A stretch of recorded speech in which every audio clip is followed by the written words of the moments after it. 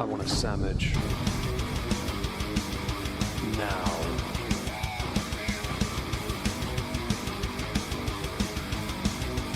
Oh, sandwich wench.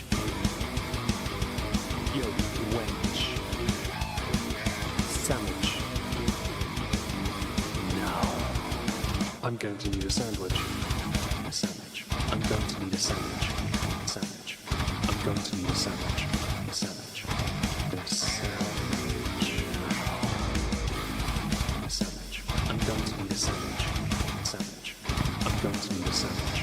A sandwich. A sandwich. Oh, sandwich wench.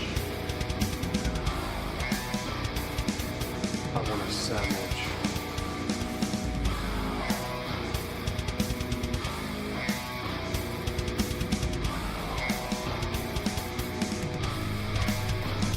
Sandwich.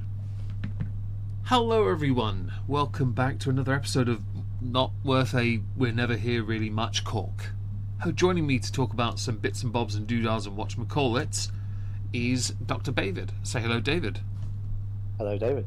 If Hello, you can... Meg. Hi. Hope everyone can hear us clearly, and there are no issues. We haven't been here for a while, sorry about that. There is a Glenmorangie stream. I saw the pronunciation of a recent Harrison Ford video. Had me question the pronunciation of it. The Mélange à Trois stream will happen in the future, but not for some time. Probably not till the middle of the year now, which is a shame, but that's all right. Recently at Yawning. We're off to a good start with yawns. Thing is, I'm not tired. It's just a lack of oxygen in the lungs. It's because I talk and then I get very self-conscious about breathing. Yeah, that thing we need to do to live. Yeah, it's really inconvenient. You have to breathe and talk at the same time. Yeah, I just absorb the oxygen. I don't know how singers do it. Yeah, about as clearly as ever when David's involved. As long as he's loud enough. If not, let me know and I'll turn the volume up. In fact, I'll turn him up to another 10%. We are going to be going through a distillery that is kind of one of my favourites, but we're going to do it because we were able to work out we had enough between us to do this remotely. Usually we host these streams at at the bar, Marbury Bar, my bar. Yes, Sadly, bar. we can't. Not for a couple months. There are things happening away from keyboard that have inhibited this. More important things. So David and I are going to try and make some time on the weekends to do these streams when we can, and obviously a Discord call here and there. And I should now confirm to David, I do not have the Highland Park sample set. Fair enough. But there is ruled out for now then. Well, yes and no. So I'll say it on air. I have enough points to get the... Oh, what was the set? It was a rum set they've got. I thought perhaps we could do... Yeah, I know what you mean, but I can't think what it's called. I've got the set in my living room because I just ordered the set and I could just use my points and send them to your house. So if you're happy to do that. I mean, it's free and we get to do another stream. A Discord one for that, of course. So there will be a rum stream in the near future and I'm not getting up to go and find out because that means making more noise. But we're going to go through Singleton, or the Singleton, because there's some interesting little facts about this that we need to discuss early. What do you know about Singleton, David? Well, it all started with a blind taste test. So we have done that stream before, yes, where I introduced David to the Singleton Malt Masters, the 12 and the 15. We hosted that in my bedroom, and after about an hour and a half, because the streams weren't that long back then, David managed to get the order correct, and he got for free a bottle of Singleton Malt Masters, which is not on the table today. No, it is on the floor near me because I have all of them out. But yes, it is not on the drinking platform. To be fair, you're clearing a bunch of samples out of your cabinet, which is perfect. But at the same time, so what I meant was, do you know anything about the Singleton as a distillery? I know the fact they like the logo of the fish. Other than it's part of the Diageo branding, not massively. What region is it, David? Well, it's Dufftown, so it's going to be I was going to say Speyside. You'd yes and no. It's sort of not, isn't it? The Singleton It does is say not. Speyside on the front, but it's sort of not, isn't it? The Singleton is not one distillery; it is three. You have the Singleton of Dufftown, the Singleton of Glendullan, and the Singleton of Glenord. 3 distilleries, and they are listed because of that as 3 Highland distilleries. But as we know, not all Highlands are Speysides, but all Speysides can be considered Highlands. We know this because Balveni's a Speyside, as is Glenfiddich, as is a number of Macallans actually. But it's right where the area of the distillery that matters. Yeah. So yes, they have 3. It says Speyside on the front of the silken gown. It does. Box. It says it on So a that's few where I of was mine as going with, well, which is actually the correct thing to say. And yeah, Dufftown. I want to do a Duffman thing, but I haven't done the voice in years. Oh yeah, it's basically budget Macho Man. They have 3 distilleries because they're greedy. They are owned by Diageo, who own 28 malt distilleries in Scotland. They own 28, which is why. Pretty decent percentage. Yeah, I think the word monopoly is what we call that. They basically have Mayfair. Mayfair, Park Lane, hotel. Yeah, they've got a few hotels on those. And hello to Yempi and Shuck and anyone else that joins. We really appreciate it, you being here. Don't forget to smash like. If you have any questions, ask them. If you want to reply to the poll, please do. It helps us immensely. We haven't done this in a while, and of course we're grateful to anyone that turns up. We're going to be doing Hello, Singleton Yempi, and no, I'm not pregnant. Sorry. Otherwise, I wouldn't be drinking on the stream. It'd be very boring. This is going to be re-uploaded to Not Worth Cork on YouTube, the other channel, because this is a podcast, and they're not going to see this live chat. So I now have to link this this from Moisky Live to Not Worth a Cork, so they can see the chat. I really should just have an overlay for the chat, shouldn't I? And put it in the middle of the screen, just to make my life easier. Maybe in the future I'll do that. That way people can see. It could go along the bottom of the bar where the stools are. Possibly, yeah, it could be done, but when the screen's zoomed in, it might not work. The reason I chose Singleton, so I'm quite fond of the Malt Masters. It's quite nice. The Singleton 12 is probably the better.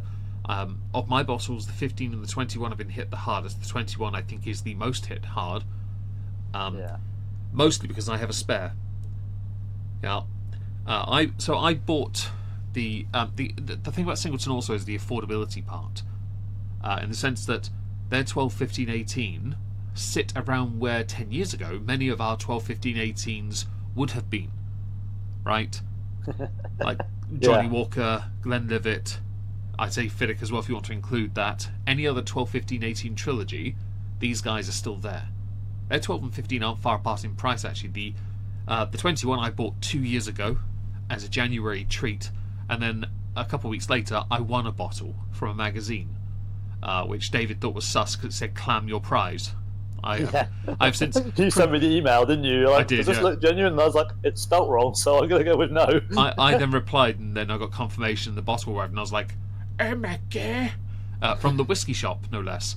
And then last year, as part of my madness, I went into the shop, and while I was umming and ahhing, David did correctly sort of put me back on track because I had said I was going to get the Singleton 25, which I will say now is the most difficult one to find tasting notes for because they don't exist. That's not a joke, by the way. They don't. Yeah. No, I can confirm that I was looking for some tasting notes for some of my things, and also some of the ones we were having, and I was like, the 25 was a problem. Yeah, the 25 was a problem. There was a separate problem for something else, but I've already had mine, so we'll get to it later. Because whereas on the screen you'll see 5 whiskies here that are being tried, there's actually 6. But those 5, there are 2 David doesn't have there, and he will be having something different. Well, we were meant to start at 7, Leona, but David had 2 steaks because he's fat. But yeah, no, because of the 18 and the 21 that I have, and he doesn't have, I think it's 18 or is it 15? I've got the 15 of the sample, it's the 18 and the 21 I'm tagging out. And he has 2 separate samples that he can talk about. I don't have tasting notes for, but he can talk to you about them while I talk about the 18 and the 21, which is perfectly fine for us. Again, we're doing this remotely, so do forgive. Don't forget to smash the like. We should start with has this done properly? That is not what it was meant to be. Why have you changed it? Some of the images are incorrect. It's already... You know when I say... I'll explain Please bear this. with us while I'll Meg plays with hotkeys. Yeah, I set the hotkeys up, right? And I reset it to the whiskey selection, and I have all these numbers here, right?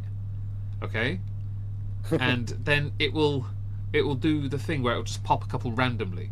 But I also have a hotkey for something else.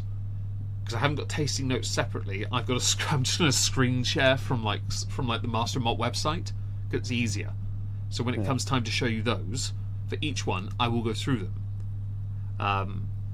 It's ever so surprising. You can't complain when we're late, and then complain that we're technically late, early, wherever we are. The reason I set it for 7, for those who are interested, who are here at the start, is because I wanted to finish before the dogs have to go to bed, so I can go back to the house, do an invoice for work, and go to bed at a reasonable time. That was my plan. And I'll be honest, although he did message me at lunchtime to say this, I did not see that. Even though I've been on Discord and I've been in that chat today, this afternoon, I did not get that message until literally after you'd messaged me this evening, or as a DM. Hence me, sorry, you posted it in promotion, hence I messaged you, because I had no idea you said it for 7 o'clock. Right, well, I had one. So I was like, well, that's handy. I've just finished playing a game. I'll go put the oven on. That's fine. I was talking to Nani. It's all good. Anyway, we're going to be starting with the Singleton 12. This is a photo taken from David's kitchen because I don't have the box. I don't think the standard trilogy need a box, really. Although there is I've seen another version of the 18 of late that looks a bit more like the 25 box. Not the box, the bottle, like the bronze labelling. It looks different. I prefer this.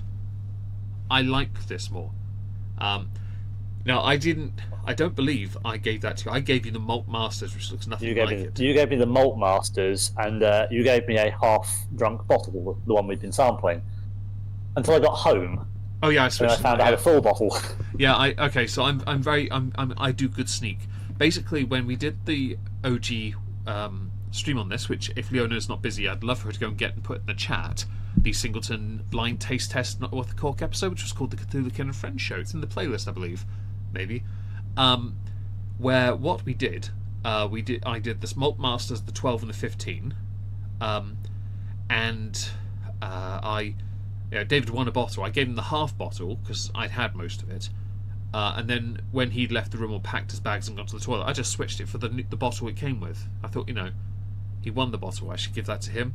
And I just finished my one anyway, because it's a nice, easy drink. And there's nothing wrong with the Malt Masters whiskey as a whole.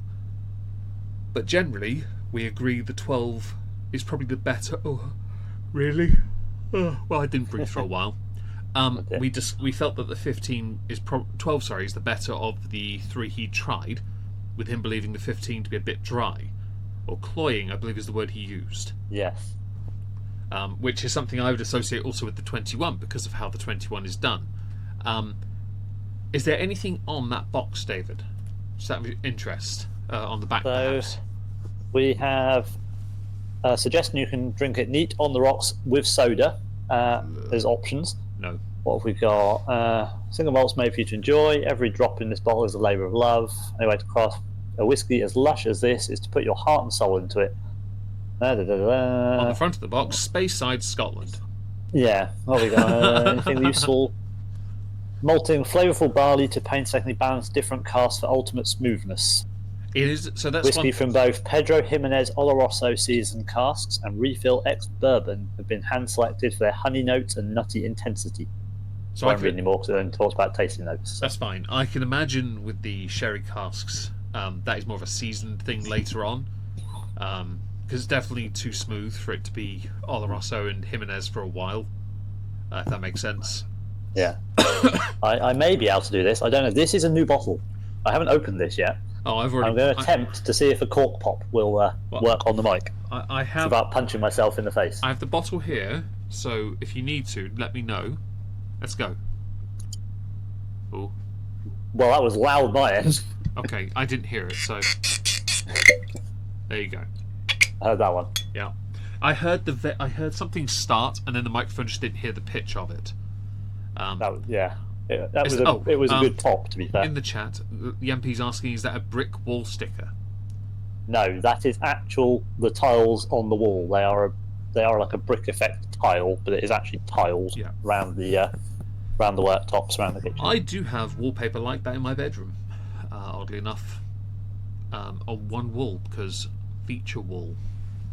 Yep. You do, yes. I do, yes. Anyway, yes, so I've poured myself a glass. I've had it in the nosing cap thing for a while. I've gone with nosing glass this time, because it's just me, you know. I've gone with my equivalent of the official stream whiskey glass. I went with nosing because I thought, if we're going to go up in... I looked through my whiskey notebooks, and I was like, okay, so which ones aren't in here? And it's the 12 and the 21. 15, 18 and 25 are in the books.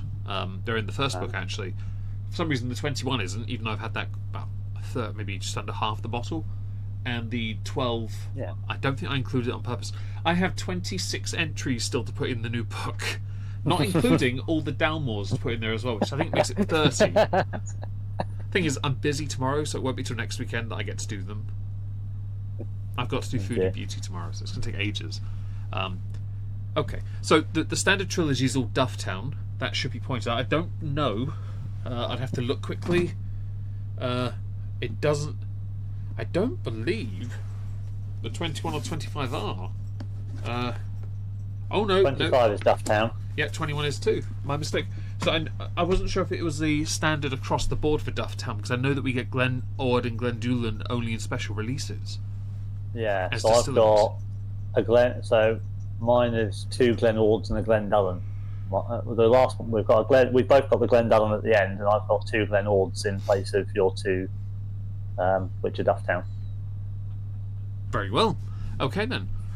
So I will read something quickly from Master of Malt, which I'll put on the screen. Will it work? And no, did it work?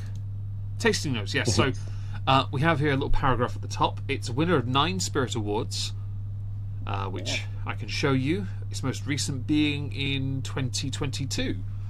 In San Francisco and the International Spirits Challenge. It's a straightforward, nutty, malty single malt from Speyside. It was released to replace the Singleton of Alcroisk. We definitely pronounced that wrong. I know.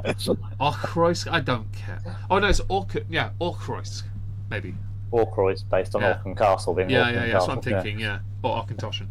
It's aged in high proportion of European oak casks. Use a little stunner and no, shut up. Anyway, get rid of that. Back here. Well, can't clink, but I can do one with a thing over here. Hang on. Cheers. Cheers. Yeah, didn't hear it on your end. I have a spare glass just for the clinking. It didn't work. No. Sorry, buddy. Discord doesn't like it. That's got a lot of good. It's got 3 golds, mostly its own silvers, 1 bronze. It's well awarded, and for a number of years as well. Mm-hmm. The thing about this is 13, the first one. You have to consider also with this whiskey, it doesn't need to win anymore because it's an established whiskey, which means they know they can make this whiskey this way, and it's fine. They don't have to get up the ante with it. Sorry about the coughing, by the way, guys. The fumes of the whiskey not being in my gullet are just doing a thing. Okay. Well, I'm going to have a little sip. Yeah, let's do so. I don't. It's delicious. This feels weird, by the way, doing this remotely. Because in person, it's easier for us to sit and just naturally, or stand and naturally just talk. This feels weird. So, what are your first impressions on the flavour? So, I will admit, I have got the tasting notes up in front of me as well. Well, we'll get those in a minute. To be fair, I would say they're pretty accurate for the palate and the nose. I didn't get everything on the nose, but I got like the sort of sweetness and the nuttiness. Yeah. And I would say orange. I wouldn't necessarily say it was orange zest, but there's something of that nature. So obviously that makes sense on the taste. It's smooth. I saw and it. it's I saw quite a kit. fresh. I saw this kit on Master of Malt. I saw it via Instagram actually when I posted the Singleton pictures earlier. I posted one of them from your kitchen, guess the theme or something, and I noticed an ad for Master of Malt for a tasting kit to help you or me understand certain smells, so you know what you're looking for, right? Yeah. It costs £275, and I thought, but I could buy £275 worth of whiskey and just enjoy it. I was going to say, I mean, I'm sure we could go to a supermarket and buy like barley and walnut and vanilla, and I'm sure we could spend like Essence 50 and quid in extract. Tesco and get most of those things. Yeah, and then I could spend the rest on like another bottle of Singleton 21 or something. I'd buy something else. I could get another Spey malt. You never know. Hello, Michael. Hello, everyone. By the way, hope you're having a marvellous day. Hope you're enjoying your Steam Deck. Yes. Good evening to anyone who is there who hasn't said anything in the chat. There's apparently 13 of you here, so good evening to you all. Damn. That's Nice what it says one. on my side. It's just dropped 1 to 12, but that probably was 2 you. of them are us. So. Yeah. Well, maybe. I don't know. Might be. But yes, welcome all. Okay. Do join in. Do ask questions if you'd like to know So- anything, or if you've had Singleton, please do let us know. Fill in the poll. Please Tasty. like the stream. Tasting notes. On the nose, malty with cereal barley sweetness, buttery toast, wood shavings, hay, and walnut. So the nutty and the barley, those are things I got. I didn't the wood, perhaps, but when I think of wood shavings, I think of like rat cage shavings. And that just makes Yeah. thinking about that makes my nose want to run. You know. Yeah, animal bedding wood shavings. Yeah. Don't you? Well, it makes my nose run just thinking about it. So I don't want to. I think it's definitely a very sort of like it's very malty. I like it. Yeah, it's a good smell. Very nice. This is the thing that Singleton is. Even with all this flavour it mentions, it's still really smooth. I see the dad joke, Michael. Very, very, very much proved. It's also, but just a thing of interest. It's not an expensive whiskey, but notice here on this image, it's cheaper right now to buy the gift pack with 2 glasses. Like, why? What? Look, What it's, the? It is. unless it's, 43 quid for the bottle on its own. hang on, let me click on it. 39 It is quid for the bottle Singleton with the 12. glasses. It's Singleton 12. It's on a price drop. Like, honestly, I was right. Yeah, It's but cheap it's on price drop. Hang and on. still cheaper. It's on price drop from $39.92. It's So the gift still- pack is still cheaper. Yeah, You know yeah. what? It's not on offer. Yeah, just make this make sense. I want to read one of the Who does reviews. your pricing, Master of Malts? I do want to get to one of the reviews on this in a bit because the first one made me laugh quite a bit. On the palate, it says orange zest spiciness perks up a malty core of nuts, oak, and toffee, hints of cut grass. So I'm going to have another little sip here. Hi, Bubbly Productions. Hope you're well. This is what you said about reviews. That's something we do need to do at some point. We do need to actually go through reviews of whiskey, find some good ones, and just do a whiskey review reading stream. Because that we could do separately quite easily. That could be a Discord thing. Yeah. So orange zest, not really. Spiciness does, yeah. Malty core, definitely oaky and very smooth like toffee.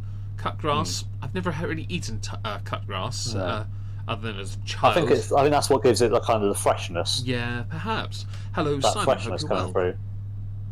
What if your nose ran because it knew you were going to cut it off to spite your face? That's very clever.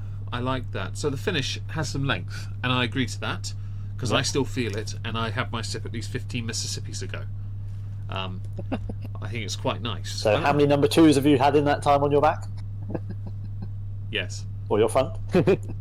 Yes. No, I think it's a lovely whiskey. Are you pouring singles this evening, by the way? Yes. Okay, this one's I a made double on so the last one, but I doubled on this one because I thought it was like the easiest one. well, actually, I tell a lie. I'll have a single of this, but everything else will be 3 CLs because that's what the bottle is on the dram. Which is double essentially. Because the measure is a bit, yeah. It's not my dad. If you're listening, Dad, no offense. Send him a Heron though. It's no offense to my dad, but his double is what I would call a quad. Yeah, yeah. We have established your dad's units of measurement are a bit off. You realise that means his double of like Nika Days in his old fashioned is a quad and is still acceptable. True. Yeah. So 4 shots. Damn. All right, fair enough. I think this is lovely. I want to go down here to the bottom. Reviews are here. First one. Half a star, single tone 12. First single malt I've ever described as insipid. Truly disappointing, but I tend to favour Isla's. From a guy called Eric in the United States. Now, I know a guy called Eric in the United States. Is this someone you know? May well be. I know this name. I mean, they clearly haven't drunk any American. I just like they called it single tone, and they said I tend to favour Isla's. It's such an American thing to say. I just like peat and smoke. Anything else is insipid. Do you even know what insipid means? Take the word in and id off and just make it described as sip. How about that? Truly disappointing. I know he is definitely poor. Truly disappointing. There are words in here you do not understand. For the price, I mean, I can understand with the markup, like sending to the US, for example. I fully understand. I like the fact the owners said that no, whoever, when I referred to her, he went, no, he has shit taste and poor something. She hasn't finished the. Oh no, sentence, just but... and he's poor basically. No, I know who she's talking about as well. Right, hello, Brian. Hope you're well. So you're not late. We were meant to start at 7, but David he had too many steaks, so we started early-ish but late-ish. We're kind of middle grounding. We set it late. We set it late, but started early of the late time, but later. Anyway, early time. Yeah. Back to this though. I saw this review when I was setting up the screen record for this, and it cracked me up. I thought, yes, because we love an Islay. Some of my January treats were Islas. I was genuinely tempted to buy the Caligula 25. We do love Islas, and we drank a lot of good Islas. I bought a few Islas. But if that's all you favour, then you're not interested in sweeter flavours. Single tone is a Speyside. Speyside whiskies, although these are considered also Highland whiskies, in the context, because all Speysides are Highlands, because what Singleton and Balvenie, Glenfiddich, because of Dufftown, by the way, is the capital of single malt whiskey. But it's the capital of sweeter whiskey as well, because that's what a Speyside is. It's not the sweetest, that's Lowlands. But Speysides are right there as well, and we know this. So, you favour Islas, because Islas generally, excluding like Bunnahabhain, Islas, no worries, Bri, hope work goes well for you. Islas generally are peat smoke. They are harsher, coarser. That's what they are, okay? They're stronger. And that's such no offence to anyone's American, but it's such an American thing to say. I've watched a few American YouTubers who do alcohol things, and they talk a lot about bourbons or sour mash, right? They love they call them whiskies because they're cute about it. But then they get themselves something, like one of them, it's this bald guy, and the way he noses the glass, he really gives it some thought, and he's really passionate about it. And then he tells me what his favourite drink is. It's an Abala Abuna. And I'm like, so first of all, you're dunking on the majority of Scotch in favour of American whiskey, but your favourite is a Scotch that we actually market to the French. Are you sure about this? We need to have a conversation. By the way, never had a Bunna. He's got a bottle, David here. I don't. Yes, I I would do. love to try it. Of course I would. But they do it at batch release, don't they?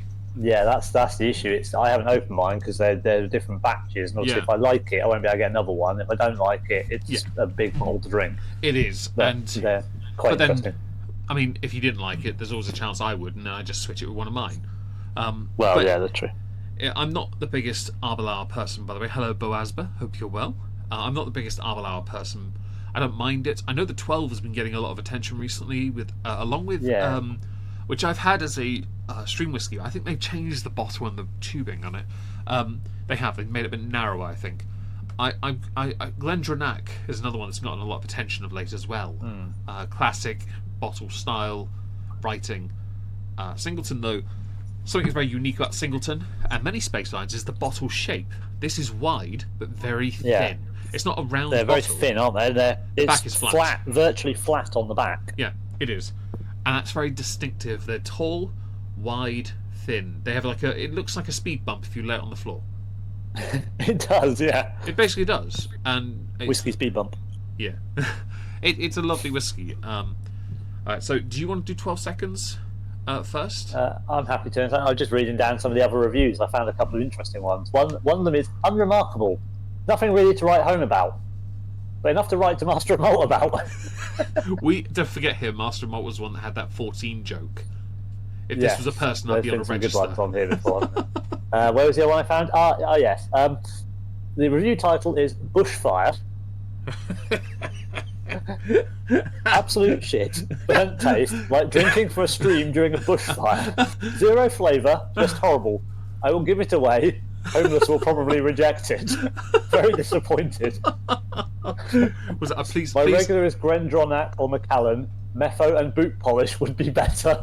I like this idea that when I say disappointed, I can imagine they're sounding like Hercules when they say it. If anyone recognises that. Right, I've got the stopwatch up. So I'll hit start, and then you just tell me, you just sort of like when you're in your mouth, yeah? Okay. So give me the sign and I'll... Right, so 12 seconds, one for every year of maturation, and basically you're supposed to be able to taste more of the profile from it. This should help, and swallow, David. It's a lot more tongue forward if you hold it in your mouth. Yeah, I noticed that. That's where that zestiness definitely comes through. That's the right part of the tongue, though, isn't it? It's the right part of the tongue. Yeah. It's not going to sit at the back, is it?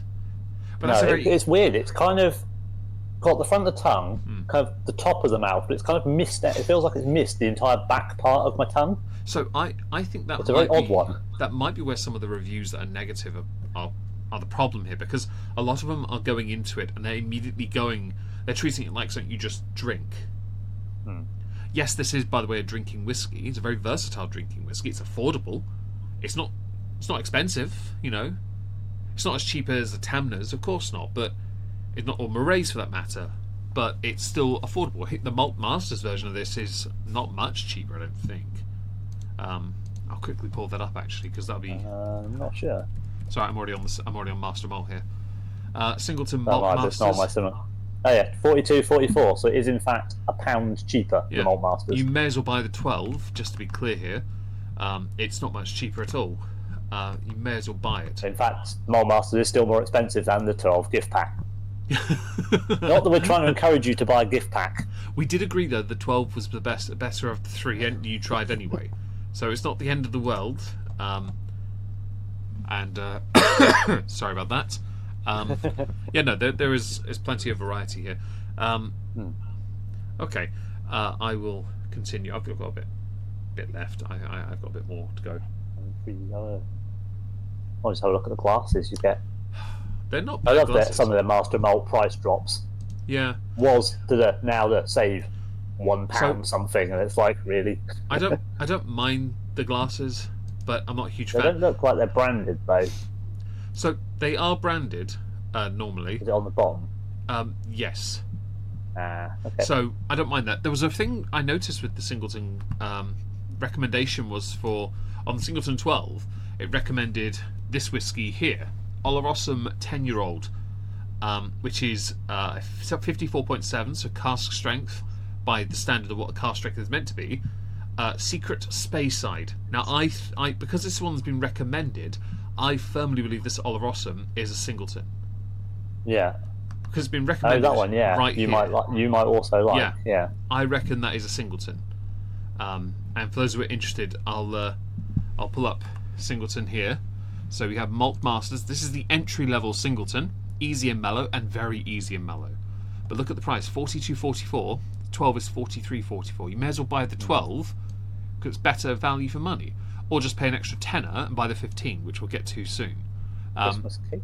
I do not recommend paying £5 for a sample of this, because you can buy this bottle for about 20, No, 25 I quid. just saw that. I thought that's quite expensive for a sample. Well, it's because of the price of the bottle on their website. I assume there's a shortage. The reason Malt Masters even exist, by the way, is because of because of the popularity of the 12, which this has no awards to its name. It's not an overly complex whiskey. It's genuinely a very easy drink. I'd buy this for anyone who's getting into whiskey. I'd buy it from Sainsbury's or Tesco or something. Yeah. Sainsbury's more likely has it, because this is usually 25 to 30 quid. That's not a dig at Master Malt, by the way, because we love Master Malt. It is the best. It was voted the best. Master Malt, the best online alcohol retailer of the year, and rightly so. We've been using it since like 2009, 2010. Yeah, we've been using it since our uni days, haven't we? Well, yeah, actually, yeah, because I think the first thing I bought was that sample of the 18 Centenary from them, and then we started buying samples and bottles and never looked back. But yeah, may as well buy the 12 because it's better value. And I'll be honest, get the gift pack. Seriously. Yeah, you can't get the gift pack in the supermarkets, but you can normally get it. Like Tesco's often have with someone their club card offers, and it's about 25 to 28 quid on the club card offer. Interestingly, Sainsbury's had a deal where if you bought a bottle of Lefroy 10 Auchentoshan, you could get a beanie in the store from the distilleries. They had a whole box of them. All right. Yeah, I went in and found out, and they were already gone, but all the bottles were still there. And I'm like, well then. I was a bit annoyed because I wanted one. The bottle isn't very pretty. Sparkles. It's not the most pretty bottle, but it's a very distinctive bottle because it's a very wide and flat bottle. And hello, Miss Sparkles. It's wide, it's flat, it's not round. It's a speed bump when you lay it down. It's really not. I like this whiskey a lot. I think it's my 12 or 15. I think they've been. I think the 15. No, the 12's been refilled. Because I'd nearly finished that. The 21 is not far behind. The Diageo is also quite popular here. I do think at some point we probably should just spank one of these bottles for our laugh. Hello to everyone that joins, by the way. Don't forget to smash the like or personalised emotes. What's wrong with the Swan Assassin? Okay. I'll leave that to you. That's your department, emotes. I don't even know where to start with them. Well, I'll look into. I'll have Leona. Please remind me tomorrow. We'll outsource it to the secretary. Oh no, yes. Keep me. Remind me tomorrow, and I'll look into it. It's a lovely drinking whiskey, I think. It is. I mean, to be fair, as you say, for the price it is now. Well, it hasn't really gone up. I know Master Miles a bit more, but it hasn't really gone up massively like the other whiskies, has it? It's stayed in that roughly the same price banding. It has. For the 12-year-old, which makes it very good value. I agree. I do like the reviews. This is a very celebrated whiskey. And I'll just compare it, right? The Livet 12 is around the same price. Old Pulteney's cheaper, but Old Pulteney's different. Livet 12 has only 3 Spirit Awards, but I think they rebranded that one, didn't they? Yeah, so the Glengoyne 12 is £1 more. That's got 7 awards, got 4 golds and 3 silvers. I would say I do not recommend the Glengoyne 12 personally. I don't think it's that great personally. Old Pulteney 12 has 6 awards from 2022. You know, that's not bad. Better Cairn 12, never tried it. $49.99, but that has only 2 silver awards. Auchentoshan 12, 8. Which is, by the way, don't buy Auchentoshan 12, just buy 3 wood. Or buy the standard American 3 wood oak. or the American oak. American oak is the entry level. But back on the Singleton though, because we could sit here all day and just go through recommendations. That is part of this now, because obviously we're remote at the moment. But we are going to... I like that, by the way, I was talking about all these whiskies and I forgot to switch to screen share to show people what I was doing. That was a mistake. Anyway, I need to send this. It's a bit more of a mouthful, but I'll send. Let's see how it shoots. YOLO Swag Fam on essentially a full shot. I have a Megxit left. Yeah, but I poured a double, didn't I? Right. Pours the water, clears the glass. That was actually a really nice shot, very fruity. How old can some of these whiskies? Well, we're going up to 25 years old, so we're going up in age. Don't worry though, Meg is in possession of what was once a very expensive bottle that is 30 years old. It's no longer as expensive. But it's not for the street. Which water jug are you using, just out of interest? Me, I'm using a German glass for Kolsch that was given to me by a housemate because it's really thin and I put the water into it before and I was able to. It's easier to pour into the nosing glass because otherwise I can't do it properly. Fair enough. I'm using my English one. I was trying to be clever about it and I realised I couldn't use a standard water jug. I didn't get the Johnny Walker Black one out. I thought that might be a bit overkill. Yeah. Last better. What's the oldest whiskey you can buy? Well, the oldest whiskey I have bought is a 30-year-old. I bought it on the 24th of January in Norwich. And we tried it on the 25th in the shop, along with 15 other whiskies, all written down in my book here. Hunele. Yes, some of us thankfully didn't have 15 other whiskies. You were not far behind. Shut up. Oh. Don't try and be defensive either. You were close to double digits. But we didn't do the Glenmorangie stream because of it. Yes. Because I knew I couldn't because I'd had so much. But Yeah. yes, a 30-year-old whiskey. I put a fair amount down on it. Hello, Ponyboy Curtis. We do try different whiskies. Yeah, today's the theme. We're going with the Singleton. We are. Come back here. Is that correct? That is. Yes, we're doing Singleton today. Have you finished your? Have you re-watered? I have watered. I am refreshed and ready to go for Very number well. 2. Okay, so number 2 is the Singleton of Dufftown. Oh, I'll go back here. Where is it? That one? I will say for Miss Sparkle's benefit, in terms of some of the questioning, Go on. the oldest ones I think generally currently available are around the 50 to 55-year-old mark. I don't think there's many more for sale older than that. I know Highland Park have just released one that's in that area. So we're looking about 50-ish years is probably the oldest point that a whiskey would be on general sale. Yeah. There might be some older ones on some specialist sales So- or like specialist auction sites, but Yeah, so last year we were told on the English Distillery Tour that after 50 is pointless. At that point you're just buying a symbol because there's nothing more you can take from the wood at that point. And I tend to agree, although the oldest I've had is a 30, David is a 40, I believe. He took a 40-year-old and he I've took it well. had a 40 Glenfarclas class. The oldest one I own is the Tranquility 35, which was my 35th birthday. But the oldest one he has open myself. is an 18. Just to be clear, because you haven't got a 21 open, have you? I don't have a 21.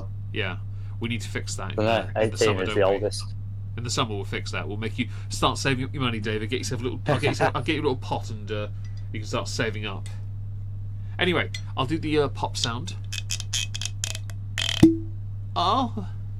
This is the Singleton 15, which is named Fruity Decadence, whereas the 12 is called Luscious Nectar, which I like the fact they named these.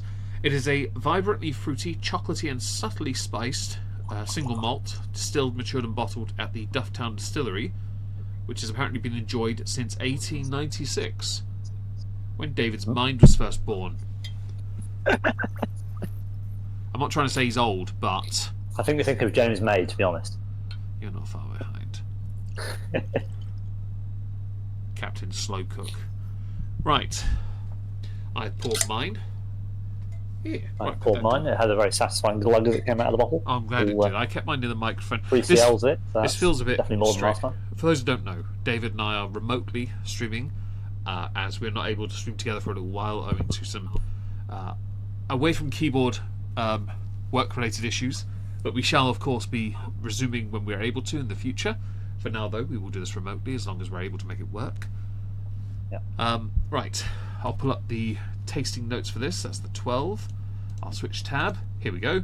Singleton of Dufftown 15-year-old. It is 52.97, which isn't too bad, to be fair, for a 15. No. It is the winner of 6 Spirit Awards, most recent being 2015, I believe. Yeah, 2015. Got a Speyside single malts, 13 to 18-year-old Scotch Whisky Masters. So this is another whiskey that does not need to change anything. It's a guaranteed good whiskey. It has a 4-star rating on Master of Malt. This one before has 3.5. So it's gone up. It's currently on a price drop, which is good. There's no gift sets for It's this. got no reviews that aren't 4 or 5 stars, though. Really? Well, okay. So there are some 3.5s that seem to count as 4, because on the actual reviews thing, it's got 4 stars 6, 5 stars 4, and there's nothing of If you 1, 2, switch or 3. the- So If you switch the we go to sort by on the reviews from lowest to highest, you get the time definitely improves it thing. Very, very drinkable.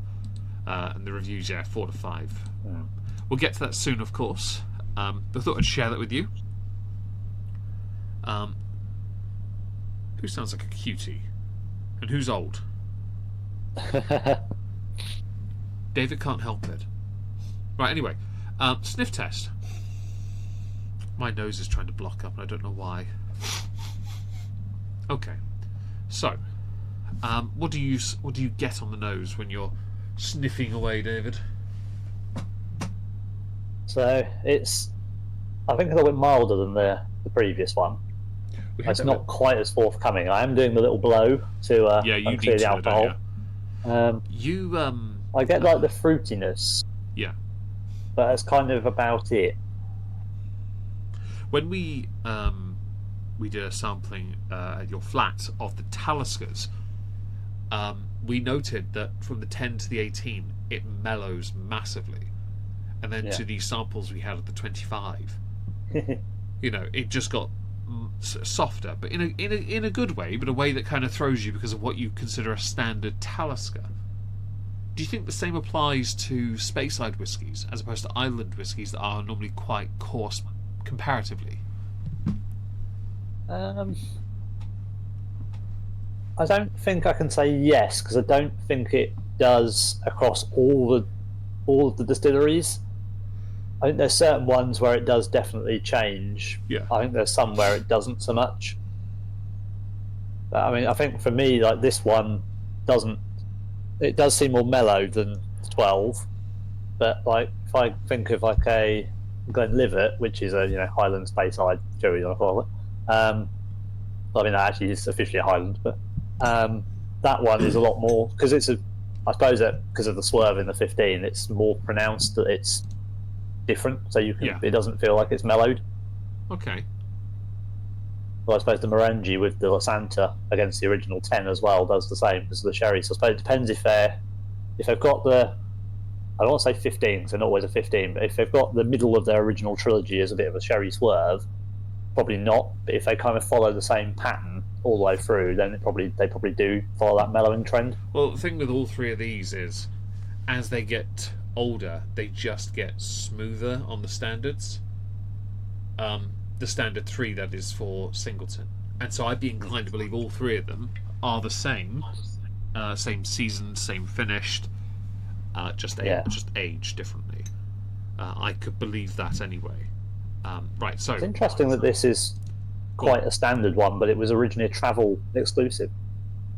It was, yeah. So this is actually aged in a mix of European and American oak casks. I would assume the European would be Pedro Jimenez and Oloroso again, which would more than likely be Spanish, because why would you want to use anyone else's? It'd make perfect sense. It seems quite I don't want to say basic, but it seems quite a normal bottling for a travel retail. Travel retail is normally where they release the slightly more unorthodox. Yeah. If you think of like Talisker Parlay, I think that went travel retail to start with, or that Boonahaven I sent you from Heathrow, the one that had all the weird casks on it. Yeah. The travel exclusive ones are often same as like the Johnny Walkers, the Spice Road and the Goldroom. They're normally something they've done that's a bit different, that they're marketing for broad appeal, right? But with a uniqueness that just a European and American oak. That's very down to earth, kind of. I think for normal whiskey. So on the nose, nutty and aromatic. Yes, hints of walnut, apple peel, and custard. So apple pie of some kind, almond and barley. I mean, custard I kind of get, but I maybe apple. The nutty part I'm not getting as much of, because that's a lot of nuts.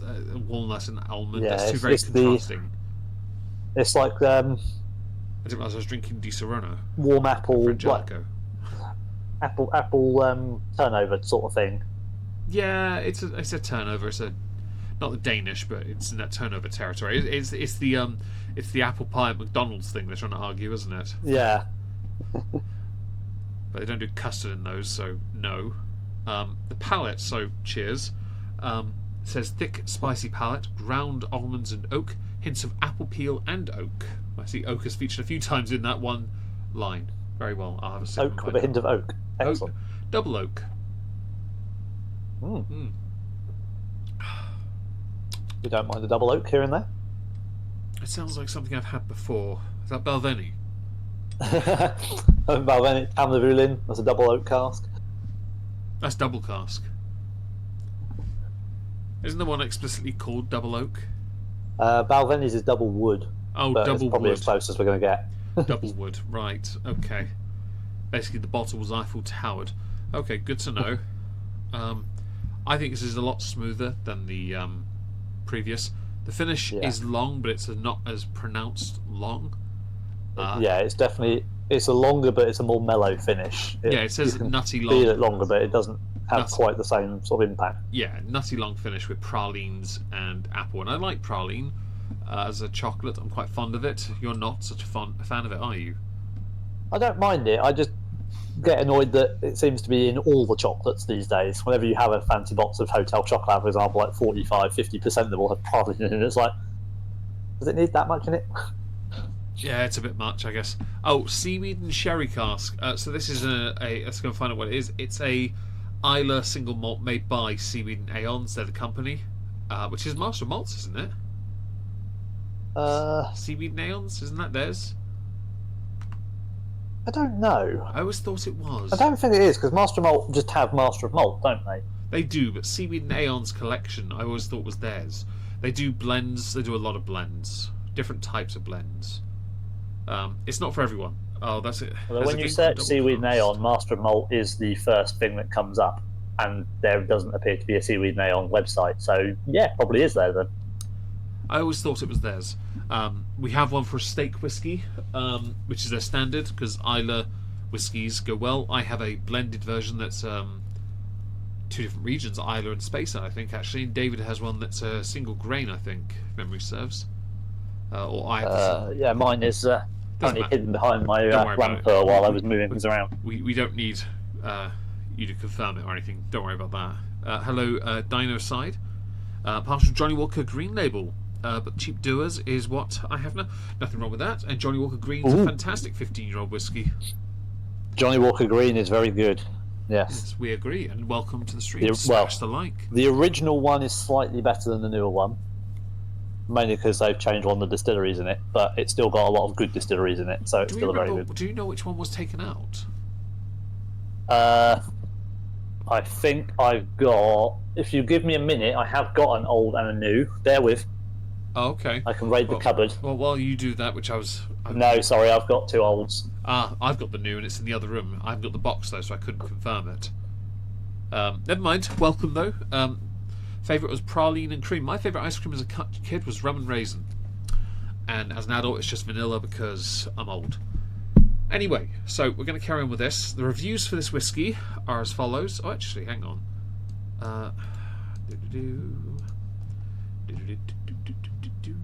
Green. Here we go. You know what? I'm not going to waste my time on that. That'll take too long. Right. Back here though. We go to the reviews. I completely agree with someone that said it takes time. Having a decent collection at home. First time I tried it, I thought I was a forgettable whiskey, and I placed it with the whiskies I'd offer to my wife's visits.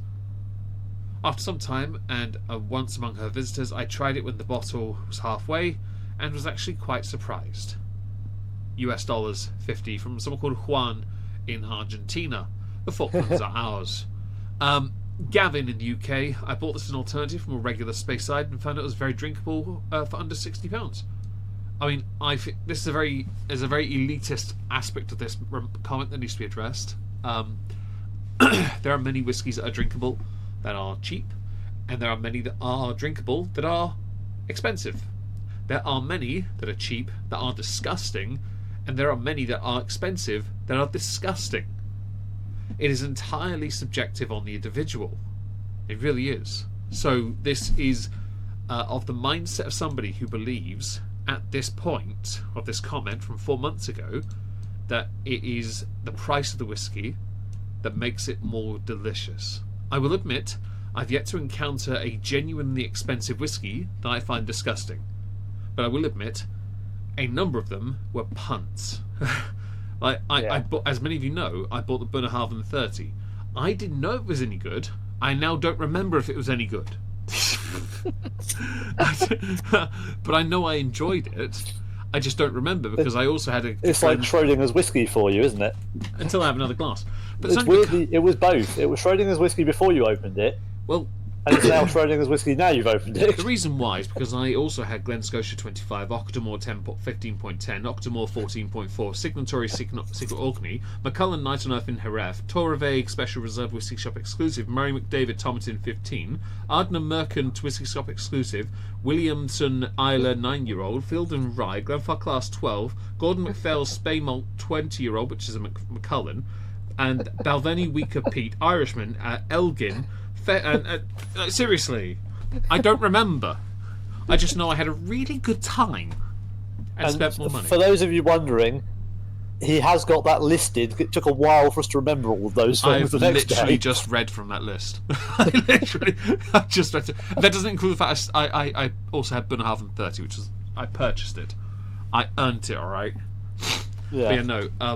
I had I don't remember, but I know it was good. I like to put my mustard bottle with water and drink it when there's a little too. Oh, I mean, adding water to any. I've done that with ketchup before. Add a few drops of water just to get the rest of the to loosen up the rest of the bottle so you don't waste any. I grew up poor. It's what you do. It's a good thing to do though. Right, so I'm going to subject this to 15 seconds, which does mean that for 15 seconds, David has to talk. It's not his strong suit, but thankfully I have a clock in front of me so I can see it, and I'll have a sip and David can start talking. Okay. So I've just had another sip of a normal sip, and I was just having it in my mouth for a couple of seconds, and I did notice it is definitely thicker on the palate than the 12. Obviously, we'll see what Meg thinks once he's held in his mouth for the 15 seconds, how that develops it. But it does definitely feel like you get more of a coating of your mouth with this one than the 12. So this one does along the front and the sides, yes, but it does reach, I say, 2/3 of the way towards the back. But it's still, it's definitely more fruity, a lot more oak as well. Finish is nice. It's very smooth. Hope you had a nice trip. LRPD. It was a terrible trip. It was abysmal. But after I got outed for how much I spent in cash, which we now discovered I was £1 short, which meant I went over budget by £2. But he didn't mind, which is fine. And I got hammered before having to I had to go to a hospital to see someone, which was not hammered, but certainly dehydrated. I ate so much chimkin that I actually had to quit. He did tap out on the chimkin. This is true. I've never tapped out on chimkin. Okay, I think I have twice. I did one the year before when we went for an emergency Nando's. I couldn't finish that either. That was. You've had too much to drink at the whiskey shop when you can't even manage your emergency Nando's. Oh, fam, I had so much. But the thing is, I had to tap out. I couldn't eat any. I literally thought I was going to throw up. Yeah. Just be glad they made you get the 8-piece, not the 12-piece. Shut up. I would have eaten. I would have taken that home. Although to be fair, if I'd stay, because I'd stay for the Sunday. Yeah, yeah, no. It was still just as expensive as Nando's, to be fair.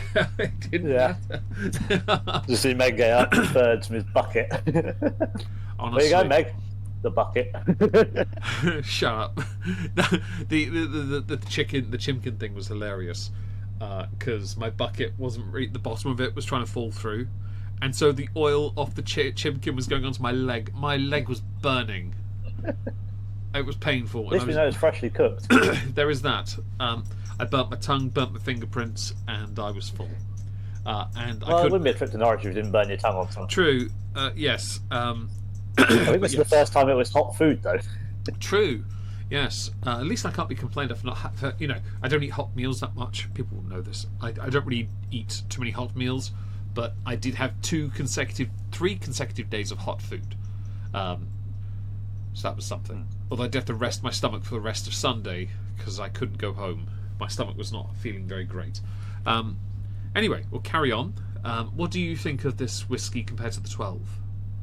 Yeah, I think having it to drink over a little bit of a longer period. Obviously, the only time I've had this before is when we were doing those samples. So it was kind of having a little bit, trying to think about it, then trying something else, and sort of jumping between different ones. Right. Giving it time to actually just sit and drink, it is nicer. So, when you did this, you favoured the 12. I remember that. That was very distinctive. We were also Crispo. Sorry. We were very new to Crispo. Indeed. Hello. We're very new to doing these streams and drams, and so we didn't really have much of a structure then. Now though, bit easier to do, not so bad. I think it's a bit easier, but blind taste testing is not the easiest thing to do on a bar anyway. Yeah. So I don't know if we'll be able to do it again, but one day we might. You never know. But I thought, it was a laugh. And Leona has put the stream in the chat before, so if you scroll up, you'll find it if you want to watch it. Yeah, if you're we might be able to do something. It will just involve. The problem is, it will involve me. It's either you're going to have to do it to me because you can do all the stream stuff, or you're going to have to teach me how to set the images and hotkeys, and I'm going to have to control the stream, which is likely to go wrong. So you can do it again with me. It would be a Discord thing. But this, for those who are watching this on the Not Worth a Cork YouTube channel, I will make sure that stream is the Singleton blind test one is also linked, so you can listen to that as well. How are we doing? Just over 1 hour, and we haven't finished the second. I'm going to send this because I want to move on to the next whiskey. Okay, I shall. YOLO Swag Fam. I shall swag fam. YOLO. Oh, that's a lot smoother and fruitier on the shot. A lot fruitier. Ooh. That's very nice. Ooh. Was that one of your samples, by the way? Yeah. Oh, good. More space for samples. Yes, there are 5 sample bottles going to be vanishing from the cupboard after tonight. Yes, I remember us going through those. And hello to all the people here. Don't forget to like the stream if you enjoy. Sorry if we're a bit slow. It's in our nature to be slow. We can't help ourselves. That's dangerous, because that's a really smooth, really easy shot. It is, yes, I agree. What is this one? It's only 40% as well. They all are. Yeah. Yeah. Well, yours might be. No, well, okay, so we're getting to a swerve here. So, I haven't changed it. Right, so, next on the list is, for me, the Singleton 18. Sadly, a certain Dr. David does not have this whiskey. He has something different. He has. I did have the whiskey inside already drunk the sample. What I'll do, I will. I'll go and get it first. Is it the 2023? 2 seconds. No, 2024, isn't it? There you go. It's Autumn Walk, isn't it? Yeah. Yes. Right. I'll go and pull it up. It's not much info, but I've linked it in the DM. It's quite alright. I'm just going to make sure it's in the right place. I actually already had it pulled up. It's quite alright. It's basically what I'm having the Singleton 18. David is having the Singleton 14 Diageo Special Release 2024. So if I pull this up, here it is. That's what David is having. This is a special release. I have a bottle of it. I have a sample of it too, but I can't use my sample as part of a collection that I won. And David doesn't have the 18. We didn't. Oh, I changed to the 21, have I? You have changed to 21, yes. I was about to tell you. I was just waiting to see how long it lasted on the screen. Whether you've just gone through it to another image. But it's because of the numbers. It switched. Yeah, it's fine. It's fine. I will switch that. There we go. Right. Anyway, yeah. So while I have the 18, David will have this. This is 54.7%. Diageo special releases are part of a collection released annually by Diageo, who own, as I earlier stated, 28 different malt distilleries in the Scottish areas. This is part. It's one of the more affordable ones. We do have another one. We both have, which is 2023 edition.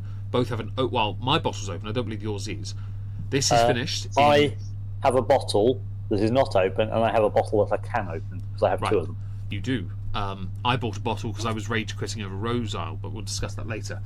This is a 14-year-old matured in bourbon and bourbon casks, finished in Pyrenean and Spanish oak casks ends. The tasting notes for this are very short, as you can see. Diageo special releases are also not really award winners; they're very limited runs. But also, this is Glen Ord, different distillery. Completely different. So it's not the same. This is why people say this might be a Highland, but I believe on the tube it might well tell David if it is. But Glenord is considered the Highland. Yeah, don't have the tube here annoyingly. It says here on Master Malt. It's in the other Highland. cabinet. On Master Malt it says Highland whiskey. Glenord and Glendullan. That's true, yes. So I would believe that is the case. I have a recommendation. The two of you are playing It Takes Two on stream while drinking. What's It Takes Two? I know what that is. Some sort of co-op game. That's as much as I know. Okay. It's got Glenord has its own on-site barley maltings. They do. I was going to get to that. But yes, there are no reviews, no nothing. Although I would say the best one Diageo released for value for money is the Talisker. Value for money, that is the one. You certainly get a lot of bang for your buck with Talisker. Oh, the 39. Not least because they're 58% or so. Well, it's 58.7. It's the weaker of their Diageo releases. But I've got, and for those who don't know, I've got the complete Diageo set for 2024.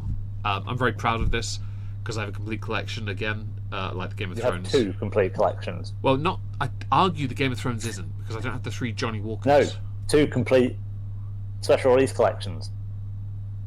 Do I? You got the big set, the big ones, and the little ones. Well, that's what okay. You're being pedantic. I see what you did there. You've still got 2 collections of them. I technically do because I won a sample set from this very website of these samples in a rather nice box. But I also own all the bottles as well. But I'm going to be going through the 18 myself, which I will pour. I'll pop the bottle. This is called the Sublimely Smooth, or sublimely. It's sublimely. Yeah. Hang on. There we go. That was a pop. That was a good pop, wasn't it? Yeah. Get that jigger. But because of the increasing strength of these 2, I'm not going to have the full 3 CLs. Pussy. Right. Anyway, yes, the 18. I feel a bit sorry for my bottles because they're in my cabinet, and the cabinet is slightly humid in its own way, so the labels kind of deteriorate a little. I would say the whiskey, certainly in my little sample bottle, is certainly darker than it looks on the image on the screen for the Autumn Walk. Oh, this one. The Autumn Walk looks like, because the bottle's slightly bluey, it looks a bit toffee-like. It's a little bit darker than that in the clear bottle. It's not the darkest one of the night that we've got. But the thing about the Singletons also, the special releases, they engrave the stuff on the bottle as well, whereas on the 18s it's all embossed on the bottle with the glass is distorted to include that. Back here though, this is the Singleton 18. This is the Luscious Nectar, Sublimely Smooth, sorry. I'll get it right. What is this one again? I don't know, but you're currently, well, on the screen I can currently still see the Autumn Walk, so there we go. It's flicked back and forth so many times. It's because I'm flicking it, sorry, I'm doing my thing. This has 4 Spirit Awards from 2014 to 2015. 3 of them are gold. Nice. It is also Dufftown. It does not say the casks. I really should have looked into that. Reviews 4 and 5 stars only. Mostly 5s, in fact, determining it to be the perfect Speyside. And value for money at £78. It is perfect value for money, to be honest. I would argue it is, for an 18-year-old whiskey, that's where it should be price-wise. That is pretty good. That's certainly less than the Liver 18. I've seen it at like £69 usually. So I know it's usually... I don't know why it's cheaper on Master Malt at the moment. Maybe they don't have much of it available. 76 quid on Amazon as well, though, so it's not... I'll put it on the screen so you can all see. So you know I'm not deceiving, as it were. Right, let's pull the stopwatch up so I can see for later. Perfect. It Takes Two was Rob Bass and DJ Easy Rock song. What's it? I'll take your word for it, guys. If you have any questions about Singleton, though, don't hesitate to ask. Anything is always question related is always appreciated. Why did David, by the way, buy Autumn Walk? There's a story here. Well, it stems from the fact that I've ended up buying the previous 2 Diageo special release Singletons.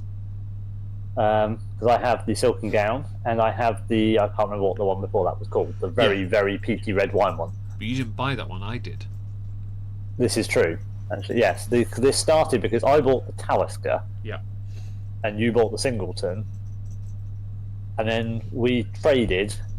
I then found the Talisker cheap, so I bought another one. So there's a reason why. It was because I couldn't fit the Singleton in my glass cabinet. Yes. Couldn't fit it That inside. was it, yes. I couldn't fit it in there, so I traded it with David because I had a 20cl of that same Diageo special release, which they normally do, but they haven't done this year. Oh, last No, year. they haven't actually, have they? I had the 20cl of that one, and we had a glass of it. We sat in my room, my bedroom. We were playing a game, and we had a glass, and we're like, "Oh no, this is dangerous." And then we spanked the bottle, the 20cl bottle, over time. I bought it a full bottle, knowing I wouldn't need to open it because I knew it was delicious. Traded it with David because Talisker, and I've made it a point to always buy the Talisker ones every year. I've got the last 4 now. Yeah. Although for David, annoyingly, he's got the last 3 of these, the last 2 Mortlags, but there's no point in him buying the Singleton from 2021 because it's a square box like the Singletons. It's completely different. It's out of character. It doesn't look right. Although David, if he had the money, he could go back to 2022 with the Mortlag, but 2021 was a square box as well, so it's redundant. They seem to have had a shift at 8 point. Yeah. But the weird thing is, though, I'm the one with the collection of standard Taliskers, and yet I was the one that was getting the collection of Taliskers on the special release, or you were the one getting the collection of Taliskers on the special releases. Yeah. But you're the one with the Singletons, and I'm the one with the Singleton special releases. Yeah, I probably should change that at some point, but it sounds like effort. I don't know, I'm loyal to Talisker. I like the Diageos. The special releases, by the way, the wonderful thing about those is they're not going to be award winners, which is great, but they're also unique in the sense that when they're gone, they're gone. You're not getting any more of them. So when David and I had samples of the 2023 releases, we knew which ones we wanted to buy extra bottles of, and the easiest one to get was the Singleton and the Talisker. But the Talisker wasn't as good in 2023. The Singleton, though, was top 2. Easy. And we haven't really... I mean, I'd say the Talisker's the best one this year. Last year, even. So, and the Singleton isn't far behind, to be fair. It's also really nice. What is this one finished in again? It's another wine cask, isn't it? Oh, that's the Spanish Oak End one, yeah. Sorry, I confused it with the 2023 one. Okay, well, I'm going to have a sip of mine. The 2023 one is the one you get to say all the funny words. I'll have to get to that in a minute. I don't know if I pulled... I don't think I... Is that one you've got in the samples this evening? Or is that one I've got? No, that's the one we're finishing on. Oh, the Chardonnay de Bourgogne. Yeah. I forgot. I've just pulled it out. Funny words. Yes, you're right. I've just pulled it out. I just remembered, and I'm like, oh yeah, I've got it down here. I looked at it quickly, and I was like, oh yeah, white wine finish. Okay. My nose is malfunctioning, so I can't smell anything. What do you smell when you smell yours? It's very fruity again. Not really getting the nuttiness of the previous 2, but obviously it's a different style, so that makes sense. It's bourbon cask again, though, so the basis of it is true, but to it's 12. Glenord, isn't it? So that's different barley. Mm. If it's a Highland, it's not the same barley. There's a very, very, very subtle smokiness at the back, but nothing that it's not anything that overpowers anything. So mine is determined here to be soft, warming, lusciously fruity, lots of flavour. Lots of flavour doesn't help if you're describing it as lots of flavour without giving us the flavour. Vanilla sweetness, toffee, apples, cocoa beans. So, toffee, vanilla, yeah. It's again, Singleton is a very typically smooth whiskey, and as it gets older, it does certainly get smoother, which I love. My dog is wagging her tail. I'm going to give her a fuss. You talk. Hey, you go, Pwonky. So it's interesting you say toffee and vanilla, because on mine we have a freshness balanced with comforting sweetness that swells with vanilla, toffee, and spice. Oh, really? Yeah, and actually, to be fair, having just had a mouthful of it, yes. There you go. You go on my lap, okay, dog? Okay. It is sweet, it is smooth, and there's a kick at the back. Right, I'll have a little So sip of mine. it definitely Cheers, lives up to Shanti. that. It I'm really gets, confused, Leona. Why were you not able to get into your kitchen? Surely it's not difficult. You walk to the kitchen and open the door. there was a power issue earlier. Oh, okay, right. That makes more sense. Yeah. Fair enough. The 18 gets smoother, I think, and I think it's quite nice in that respect. It's lovely, it's warm, but it's not. It's quite cool actually at the same time. There's nothing building. What's the ABV on your 18? Is it 40 still? 40, yeah. Yeah. The trilogy is 40. It's very standard etiquette for this particular whiskey. I'm going to grab a cushion so you can sit on my lap properly, Wizzy. I'll get this one here. Look, see, I put that right there. So while Meg gets Wizzy comfortable, There you go. because she is the princess of the stream. She is right. She's comfortable. I am obviously being slightly more abstemious with my measure for this because this is 57.4%. Pussy. So I've taken a 17% jump up in ABV. My next one's not too much lighter. 54.7. 57.4 according to Master of Malt. Master Malt 54.7 on Master Malt. Okay, it's both on Master of Malt because on the top bit it says 54.7 and in the paragraph it says 57.4. Oh yeah, it does. You're right. 54.7 it says on the bottle, so they're on the dram. So there we go. Yeah. 54.7. Okay, Okay. my apologies. But yeah. No. That's even Well funnier done, because Master Malt. you pointed out an error. I love it. No, well done, David. You are right So, and you're wrong at the same time. I have love the that. unknown strength of Singleton Glenor. Hey look. At least your ego's not so high that you can't accept that you are right and wrong at the same time. It's like that thing on Studio 60s. It really takes a special kind of wit to draw ammunition from both of those groups at the same time. Yeah, it's the infamous. There are two brain cells working here, fighting over third place. I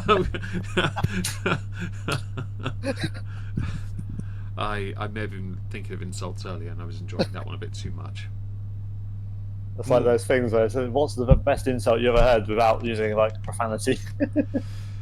I write them down from. I used to do it at university. I used to write them down, and that's why people thought I had a sarcasm meter, because I'd run out of insults. I wrote them all down. I was copying Ronald Reagan, who used to write all his jokes. I have those revision cards. Yeah. Mine were just insults, and they were only ever thrown at the same two people. Anyway, so this is, as it says, sublimely smooth. Singleton. One of my favourite distilleries personally, because I think they rarely produce something I don't think is good. I do have one of their more boutique-y sort of ones. Where is it? It's mentioned here somewhere. Here, Sunray. I think I have this this bottle, and I'll just show it to you on the stream. I think I have this in the cabinet, but it's not something you can get in many places. It's another Dufftown entry. It's another 40%er, but it's slightly different because no age statement. It was part of that and Tail File that were released.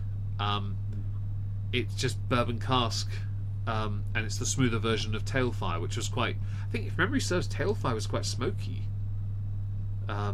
I've never had that one, so I don't know. Oh no, European sherry casks. So yeah, it's slightly stronger. It wasn't it wasn't smoky at all. I don't think Singleton could do a smoky whiskey, to be honest. Go back. Where's my 80? Yeah. There it is. It's a shame we don't have the 2022 to hand, because we could at least kick ourselves with some peat. Oh, the red wine one. Yeah. Yeah, that was a good one. That was the best one. Although what was it called? Something. I could pull it up. I don't remember the name of it now. It's fine. 2022. Here it is. Glen Ord special release. It's doesn't have a name. It's Refill American Oak. It didn't have a name, did it? No. No, they only did the names in. But it's got the lady on the bottle. Well, it says luscious red berries kissed with spellbinding spice. It is 54.2%. Sorry, not 57.4. No, it's a red wine. Isn't this the red wine finish? Was that the? Yeah, it is. It's the red wine finish. Yeah, 8 years in wine season it's casks. The Elusive Expressions series. Yeah, that was it. Elusive Expressions. I remember now. 8 years in wine cask. Yeah. You're not going to give me my Singleton. All right, fine. Singleton 14. I don't want Blanton. I'm not against it. No, wrong one. You can still get. Oh, you can't get the Glendulin from 2023. Oh, we are having a different variety because you're getting Glenord, Glendulin, and Dufftown. Damn, you're getting everything today. Sorry about all the tabs. The Master Malt have still got the Glendulin, the 2023 one, but not as cheap as we got it for when we got it. Oh no, some places are selling it cheaper. Like over Christmas, Talisker on Amazon. I saw it and I told David. Right, the Diageo special release for 2023. Right, it's not the best one, but it was a £90 bottle. I then saw it on sale for half the price. I sent to David. He boshed immediately. I may have done, yes. I did. I definitely didn't have the money for it, but I definitely still acquired a Bosch. I didn't either. I already had a bottle and boshed again because I was like, well, yes, I'm going to buy. It's a full-size bottle for £45. That's as much as a standard 10. I'm having it. It's also cask strength, which means Nelly. I haven't changed my Amazon password yet again and tell you how much it actually was. Is tailed fire? I think it's 49. Tailed fire a relative of tailed feature? Well, it depends. Is tailed fire a spoonerism? Because tailed feature is failed teacher, so this would mean it was failed tyre. A failed tyre is actually more Formula One. We just call those the Maldonados. We call those failed tyres a Maldonado. You're welcome. I'm going to have to get some Singleton on payday. You are Dinosaur. You absolutely are. If you can get Diageo's, yes, but they're a bit pricier. Catch them on sale, of course, go nuts. You can get. There's still some 20 CLs of a couple of that lost. So the 2022 Amazon have a 20 CL for £50, which is quite pricey to be fair, given the price of the full bowl. But there are some 20 CLs about as a method if you wanted to do the special ones rather than paying full price. I would say at that point you may as well pay the full price for the full bottle. You know. Yeah. But yeah, you can get samples as well of some of these, just to be clear. And that's one of the things we love about Master and Malt. We love getting samples. Yeah. I asked them once how many Johnny Walker Black Label Lowland Origins they had in stock. They had 7. And then one day, because some dick put it in his basket, they had 6. Hi, David. So I ordered all of them because I couldn't get a full bottle of it. 6 of them, that is. Not 7, because it was in David's basket. But yeah, no, David is having this right now. This is really nice, by the way. It's a lovely, pleasant. I'm not really familiar with Pyrenean oak cask ends. I don't know what it's a wine cask, I think, isn't it? Or a region. But we know it's based on wine cask. We know it is. Pyrenean oak, Spanish. It's a Spanish oak. I'm just trying to see if it is a wine. Well, the thing about this year with the Diageos, they didn't go as ostentatious on the presentation. You may have noticed. I'll get to the end one here. Like, look at that silken gown. We'll get to this later, right? There's a theme, right, for silken gown. This one compared to this one, the theme is more nature, except for the Grand Crescendo and Mortlac, which I have. But yeah, I don't know what it's out. It just says Spanish and Pyrenean oak, but it doesn't. But Pyrenean oak is Spanish. We did speak about this before, and we agreed that it was all wine cask anyway. For Singleton, wine casks are kind of their thing. When they do Diageo, Singleton nail the wine cask. This is true. They are generally wine cask, aren't they? And I know we didn't rate the Talisker for 2023 that high, but it was, isn't it? Port. It was tawny, ruby, and white port casks, wasn't it? It was all 3, and we're like, I mean, it's still good for £50. I'm buying it. I have. It's just not because you've got it on the screen, so I don't want to cut in, but I'm just going to draw your attention to the more alternatives box on the right-hand side of your screen. Honestly, the alternates to the Singleton of Glenord 14 are the Singleton 39, the Singleton 38, and the Singleton 40. And I turn 40 next year. I'm not saying I'm totally not saying I'd buy this next year, but for £2.5 to turn 40 years old, I'm not against this. Okay. It has no awards. It has a shitload of notes. I've just noticed that. Well, that's a really interesting set of alternates for a 14-year-old special release whiskey that's £130. I should just state, I'm not buying a £2.5 bottle of whiskey next year. No. No. There is a 40-year-old whiskey, the famous Grouse, that's not too expensive. There are some here and there that are 40. I would love to buy one that's 40 next year. I really would. But the price is very high. And you've got to look around and find something. But I probably won't, because you always need like a secret something or a unnamed distillery one, don't you, to keep the price reasonable? Because otherwise they just put such a mark on them. Honestly. I noticed in the whiskey shop when we were there, right? So I could have walked out of that shop with only one bottle in my hand. I could have. Do you know what the bottle was? Not the time, not the suspended in time, because we suggested Macallan 25. Same price as the Singleton 40. True. I'm outing myself a little bit here, but I did save up cash for an entire year. I honestly, I only did it once. I'm never doing that. I can't go that high again. That's so dumb. But I did it once and walked away with a lot more. The Singleton 25 was there, and I thought no, Singleton 25. That was there as well. Actually, I could have got that on top of that actually to finish up what I had.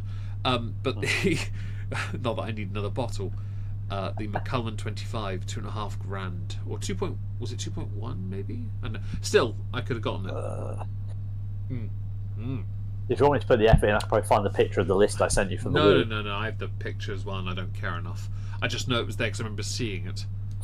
This is the thing that at some point we probably need to do a normal Macallan stream, but probably it's going to have to be samples, because we should probably try and work out why they are priced so much above their equivalents. It could be a case that in January next year I could get those, as a birthday whiskey, a January treat and a madness. You never know. I think we could put that on the list, maybe, but we'll wait. We'll see what we can do for the near future, though. But that's definitely a good idea. I agree, because I've got the Nice Unearths. I've got 3 of them now. Yeah. Apparently there's 4. I don't know what the 4th one is that I'm missing. No, I'm not sure, because I saw that and I looked and I couldn't see anything about a 4th one. Well, I'm lucky to have the one I have. Oh, sorry, a first one, because the Jerez is the 4th one. Apparently, yes. You've got 2, 3, and 4. I've got Scotland, Journey, and Jerez, yeah. And they're all very different. And I don't remember what the Jerez tastes like. I genuinely don't. Not because I was hammered, but because somebody, the guy in the shop, put a glass of Secret Orkney in my hand, and they're very different. And I was stood there with 2 samples after having spent quite a lot of money on more whiskey, because we agreed we're not going to the English whiskey thing. With more whiskey, I just don't remember. So I'm going to have to. Some of these I'm going to have to go through again at some point. What a shame. There was literally a whiskey haze. Haze while I was sat in a chair in another building on the other side of the city. After having an emergency spoons. There was something else I was going to mention in the shop. Bugger. There was something else of important to mention with these, and I've forgotten. So a lot of the shops we've been into don't have these as much. The whiskey shop didn't. Last year in 2024, when we went in, they had some of the Diageos. This time, not so much. These weren't promoted as much. There's not as much going around for them. They're not as popular, it seems. But the thing that is more popular last year was anyway with the Fazilers. They were popular and they were hard to find. And I have a couple of the Bunnahabhain ones because I love Bunnahabhain. They're a lot harder to find. These are not the same, which I find quite tricky. And Simon, I'm glad you enjoyed my Maldonado answer and Spoonerism answer. Yes, I think the only special release they had in there this year was the Lagavulin. I think that's the only one they had. Technically, I'm going to be pedantic, they actually had the Mortlach, Lagavulin and Ben Rins. Because I bought them. Okay, the only one they had in the shop to there buy. You go. I'm going to I know I managed to special order you 3 of them in. Hey, look, but yeah. you do this to me all the time, I'm getting you back. All right? Fair enough. Back here. Right. I just wanted to do that, be a dick for a minute. Why is it Singleton 21 again? Why have you changed to that? It's just obsessed. It does that. It changes to a more... It's left the 15 and 12 up as well. Don't do that to me. Okay, so I need to do 18 seconds, and you can do 14 after me if that's okay? Yeah, that's fine. Alright. I'm going to go... New timing? Yep. So this will be an interesting one, because 18 is actually quite a long amount of time when you've got a whiskey in your mouth and you're trying to sample it and savour it.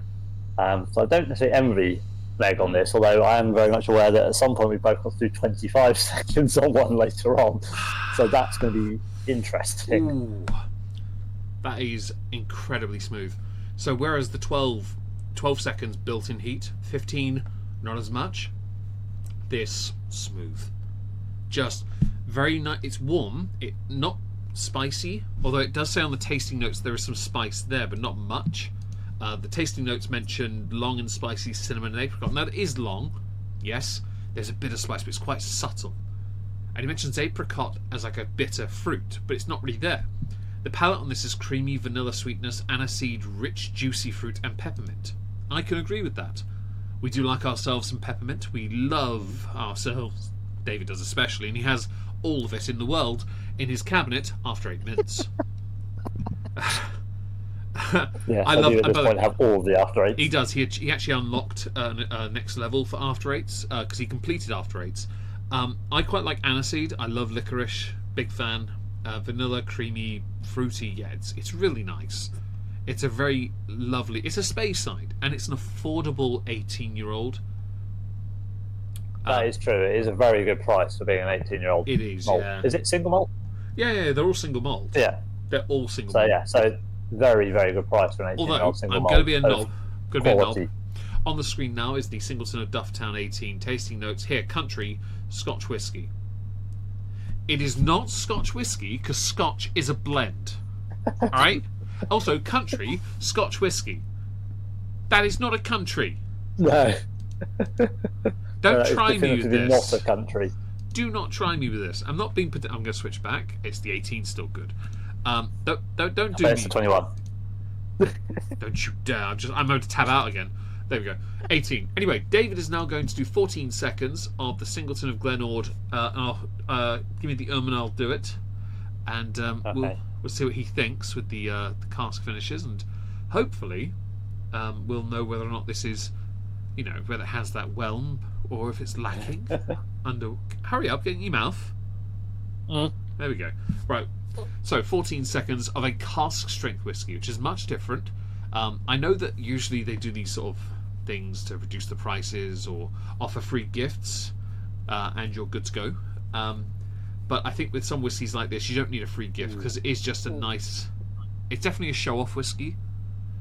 If it's only liquor-ish, what else is in it? Oh, I see what you did there, Simon. That's cute. I like the dad jokes. What do you think, David? That's good. It builds to a level of spice, but it doesn't get overpowering. Yeah. But it still feels very welcoming. Yeah. It doesn't burn. It's not too hot, but you can definitely taste that it's changed from being. It's not just all like sweetness. Right.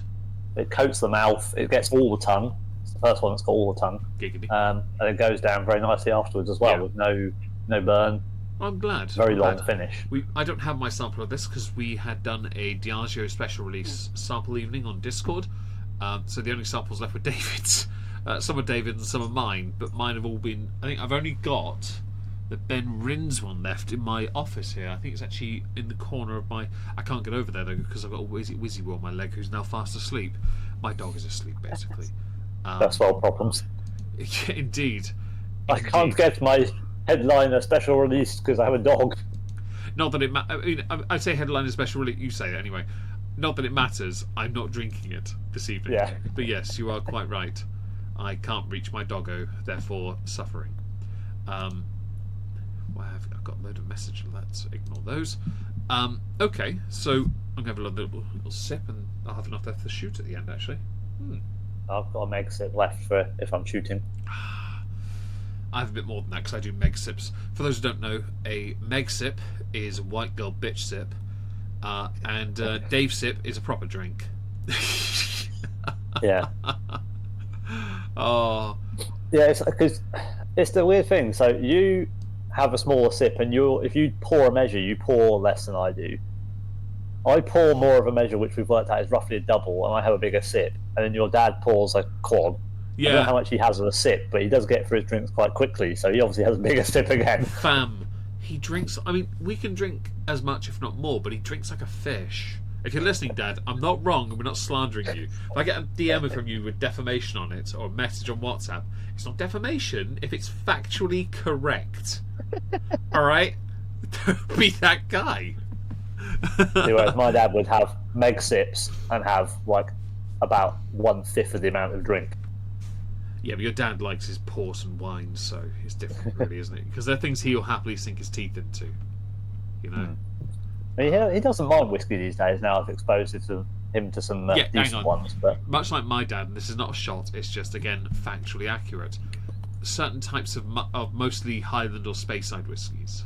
You know, maybe the odd Lowland, but not really much there, because there's not really many offers or anyway. every single non-peated Isla we can find. Oh, I remember what I was going to say earlier, by the way. When we were talking about Macallans, remember? Yeah. So, I'm going to go back slightly. I mentioned I could have bought the Macallan 25. Hello, Dad, indeed, yes. Right, we talked about the Jerez, because we'd had days of this, and we haven't said it on the stream here. Basically, when I went in on the 24th of January, there was a bottle of Macallan Jerez on the floor, held aside for a customer. Because 2 weeks earlier, David had gone in and asked for certain bottles to be put aside for me, which cost about $1,700. And he'd ordered some extra bottles in, which was the total amount at that point. The Jerez was there, Macallan Night on Earth, and it was the only bottle I think it was the only last one in the company. And well, so no, this is the thing. They had a bottle, which the guy that was in the shop at the time was buying. Right. He was doing a Meg, and he was dropping cash, but nowhere near as much as Meg. Yeah, get wrecked. He was an amateur. Obviously, but he wanted the last bottle of Jerez, which was somewhere else. So they had to order it in. Yep. So when we got there, it was there yeah. along and with all of Meg's ordering. It had also been there at that point then for over a week and a half. It had been there, and I said to him, "Look, can you? Yeah, has he paid or collected? No. Okay, I'll message him now for you. Sweet. He did. Came back that evening for a tasting evening, which was awesome. And we made a friend also called David, who featured the next day, and this is where the Macallan story ties in. The next day we went in, because I'd asked him during that tasting if the guy had got back to him, and he hadn't. Next day I went in, has the guy got back to you? No. Okay. If by the time I finished with these samples we're all going to have, there was only 4 planned, by the way, 15 later. 2 members of staff, by the way, there, and I finally found out where their toilets were. Not that I could find my way back out and walked into their kitchen getting lost. Meg got lost in the whiskey shop. I got lost upstairs, where there were so many samples. I thought I was in Mecca. So I had to, when we went to the asked to get back her ref after about 4 or 5 samples, and the guy said, "Look, I'm just going to sell it to you." I was like, "Good." Paid for it. David, not this one, the other one, who we made friends with, who we also had an emergency Weatherspoons with, he said, "Oh, Macallan's overrated. Do you want a glass of this?" "Oh yeah, I'll have a glass of that." He's like, "Free whiskey? Of course I'll say yes." But Macallan's overrated. It's overrated, but yeah, I'd love a measure. Yeah, and he enjoyed it as well. To be fair, that man could handle his drink. He was loving the fact that when I was doing, I do this thing with my fingers, because if I can't feel them, I know I need to stop. I couldn't feel them after about 8 or 9 glasses. I couldn't feel my fingers. I was like, oh no. 15, 16 later, I need food. I bought more whiskey as well, and one of them was like 60%. It's called a Spey I'm malt. impressed you could manage your cutlery, to be honest. Sorry? I'm impressed you could manage your cutlery, to be honest. Well, actually, I cheated. If memory serves, my burger arrived and everything on the bottom I didn't want, so I just lifted it up and had it in my hand. Instead, 2 patties and half a bun, because they didn't want all the relish. It was terrible. No, to be fair, it didn't give us the option of customising and removing stuff like that kind of sucked. But I paid for food. I wanted to invite this guy along. He became friends with us and then sent us more pictures of him drinking later, which was hilarious. Yeah. And he had a great time. We'd love to drink with him again, of course. I'm going to send this, by the way. Okay, I will do the same. YOLO Swag Fam. YOLO Swag Fam. Ooh. Yes, that's strong. Oh, mine was lovely and smooth and fruity and delicious. Get the glass. Mine was neither of those things. I was not smooth or fruity. Some whiskies are made for shooting, some are not. Some are made for drinking, but you can shoot them. Some are made for drinking that cannot be shot. Some are made for sipping that can be shot and drunk. Some are made for sipping that can't be shot or just simply drunk.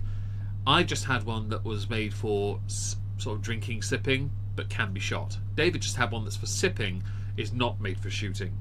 No, definitely not. Well, I mean, it shoots, but it's very, very. You really get the strength when you shoot it, and all you really get is the spice. Yeah. So peppery. Next on my list is this one, As you may notice, mine's a bit more empty, and I want to briefly talk about this because I think this is where we also separate, because you've got another. Yeah. So where the bottle here you see looks slightly wrong. This is the first Singleton that comes in a wooden box with a flap opening. I bought this in the whiskey shop. No, I bought it online. I was going to buy it in the whiskey shop, but they didn't have it in stock on the website in 2023 when I went to go and get it. 2024. Yeah, 2024. I was going to buy this last year. No, 24 was 25. In 2023, I bought this. Sorry, I'm getting the years confused. And you may notice the cork is slightly wrong because the rim on the cork bit, the plastic bit, isn't set properly in the top, and I can't fix that. The bottle is taller. The embossing is on the glass as opposed to the glass being moulded to say a label. The labelling is slightly different as well. I will reach down. The box is quite heavy. It's wood. It's actually lovely. I paid 150 for this. It is called a Trinity Cask Harmony. I think there are 2 that fall within the set of this, although it's argued technically actually it's more. The wooden box is beautiful. This is the one that I won a bottle of. It's in my bedroom. It's the very first thing I've ever won, and I'm never opening that bottle, so I'm quite happy to annihilate this one, but I think I will always replace it because I think it's great for a 21. It's also quite reasonable. It says on the back, this 21-year-old single malt Scotch whisky amplifies the Singleton's signature richness in a harmony of rich fruits and silky toffee notes forged by our Trinity Harmony philosophy. The 3 different cask styles have been united to create a single malt even greater than the sum of its parts. Maureen, oh no, it's an old name, and her team painstakingly hand-selected and then harmonised slow-crafted whiskies from Pedro Jimenez Oloroso seasoned casks and refill ex-bourbon casks. There's a comma missing after Pedro Jimenez and before Oloroso, which has been resting in our private reserves for over 2 decades, then masterfully married with the final liquid in Europe. Oh no, Pedro Jimenez Oloroso is 1 cask. Okay, in European oak casks. The richness of these whiskies was given greater depth as layers of flavour were enhanced by its 3rd expertly chosen cask. This delicately rich harmony is full of bramble fruits. The aroma sings with sweet sherry-soaked peaches, which contrast with sharp interludes of fresh ginger. Finally, notes of treacle toffee and blah blah blah, labour of love, blah blah blah. The box on this for a 21 is ostentatious. It's a proper show-off bottle, much like David's Glenmorangie Signet, or my Jura 21 as well, that I bought at the same time, actually. It's a delightful thing. It is not the standard percentage of 40. It sits a bit higher, actually, I believe. I believe it's at 40... Oh, I'll go and get the thingy-majiggy-doo-dah. 43%, so slightly stronger. It is... I think it's one of the best ones for a 21. Although, and I'll go here now and show you the tasting note page, it is a bit more expensive than when I paid it. I paid 150, it's up to 180 now. That sucks, but that is the tax issue we're now facing in this country. I don't like that. I can hear myself on the back, by the way. Sorry, I won't. Most importantly, though, with this whiskey, licked by Dave. Yes, it has been one of a number. Hang on, was it this one or the one I won? Yes. Yeah, I figured as much. Philistine. Now, I'm having this, but David is not. Now, there's a reason for that. David doesn't have access to this, but David has a sample of something else that I've already had, and this is a ball ache, because it wasn't until today that I finally found what his sample is. Can you tell everyone what the sample says? So mine is from the Whiskey Shop's Digital Dram Singleton set. Yep. So I went on their website thinking, yeah, they'll have information. Ooh. No. This is the Singleton of Glen Ord Celebratory Edition, 51.8%. Now, I earlier today, while sorting out all these tabs, finally found it by Googling Singleton 51.8%. And I found, not this, there it is, this one, right here. A review of the Singleton. We have it here. This is the image of it. It was a pain in the backside to find. There was an auction that sold it for £80. Like, this is the bottle. It's a damn steal. I open it in a new thing. There we go. This is the bottle. But this, I think, I have a strange feeling. It's only 3,000 bottles, slow batch distilled. I would believe that this could have been a whiskey shop exclusive or a shop exclusive to somebody. Because this is an old design. It's newish design, but it's old at the same time. It's not quite. It's different because it sort of sits in between being a Singleton standard design. It's not quite like the 21 and the fancy ones, and it's not quite like a Diageo special release either. It's sort of somewhere in between, isn't it? So the tube is what makes me think that, 'cause it has the glossier finish as opposed to more recent ones that are a bit more matte finished. But it's got the rounded tube like the special releases. Yeah, that's why I'm very confused by this one, because I've tried mine. I thoroughly enjoyed it, but finding tasting notes for this was a bitch. Yeah. Like, honestly, I only have a review to go on, right? Yeah, neither of us could find it. But it says here, batch of 12 second fill sherry casks, hence, but it says here £195 it sold for. But we do actually have full tasting notes for this for you. Full tasting notes.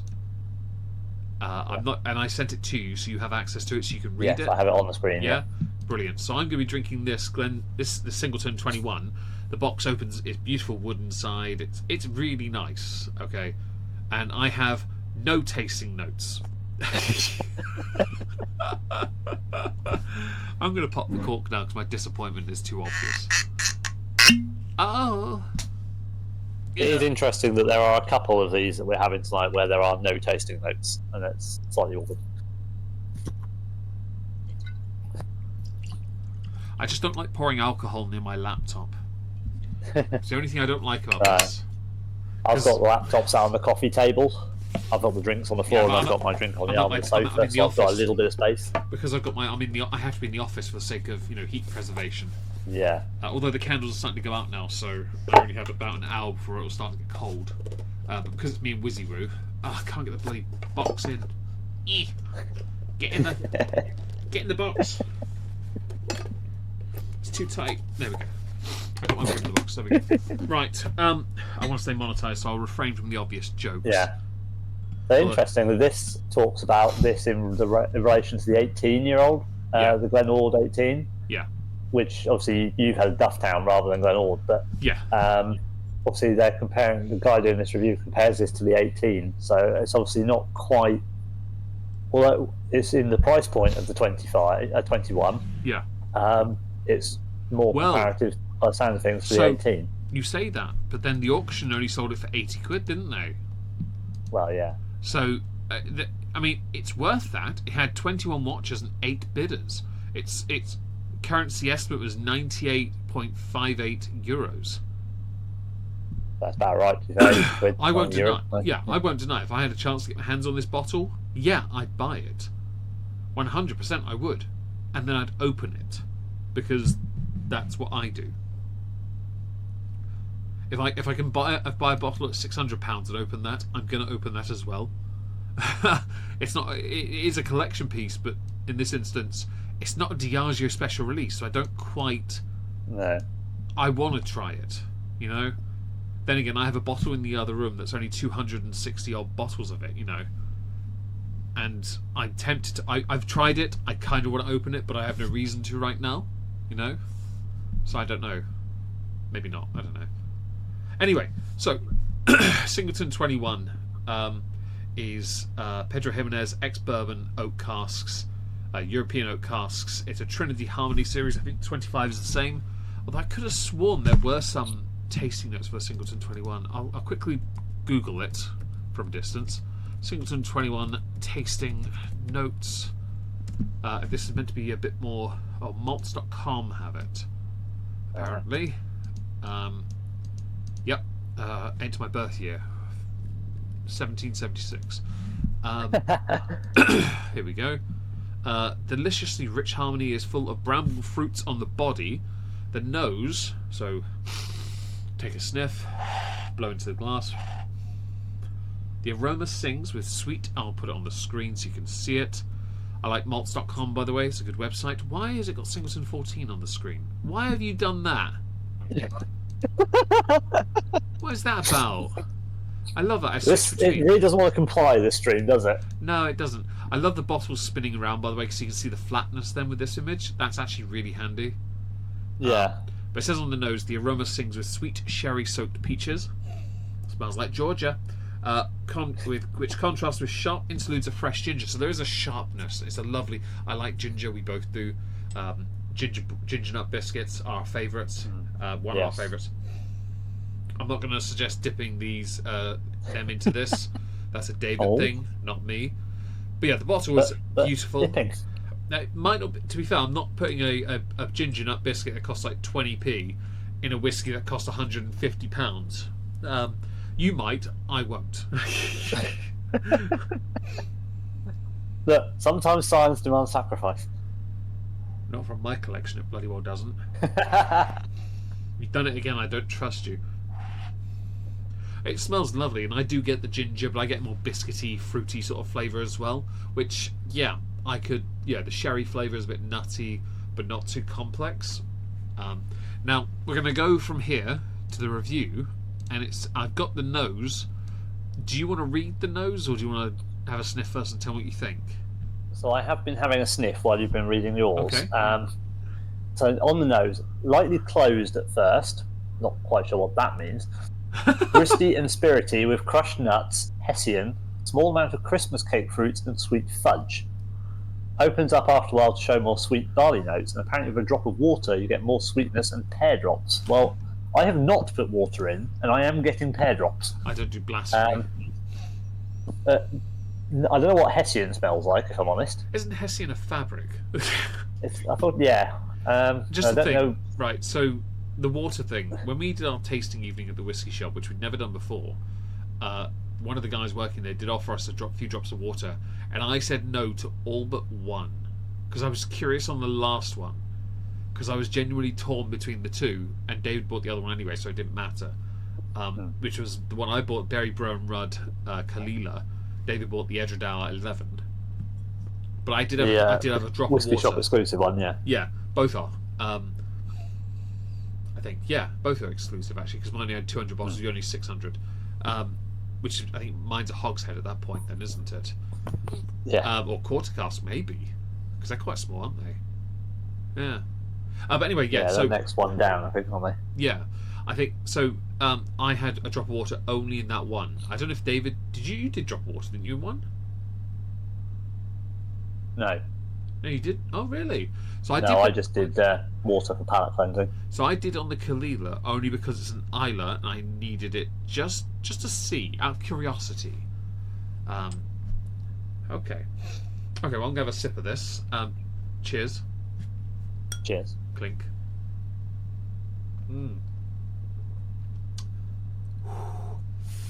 So mine says notes of treacle toffee, burnt orange become beautifully balanced on the palate.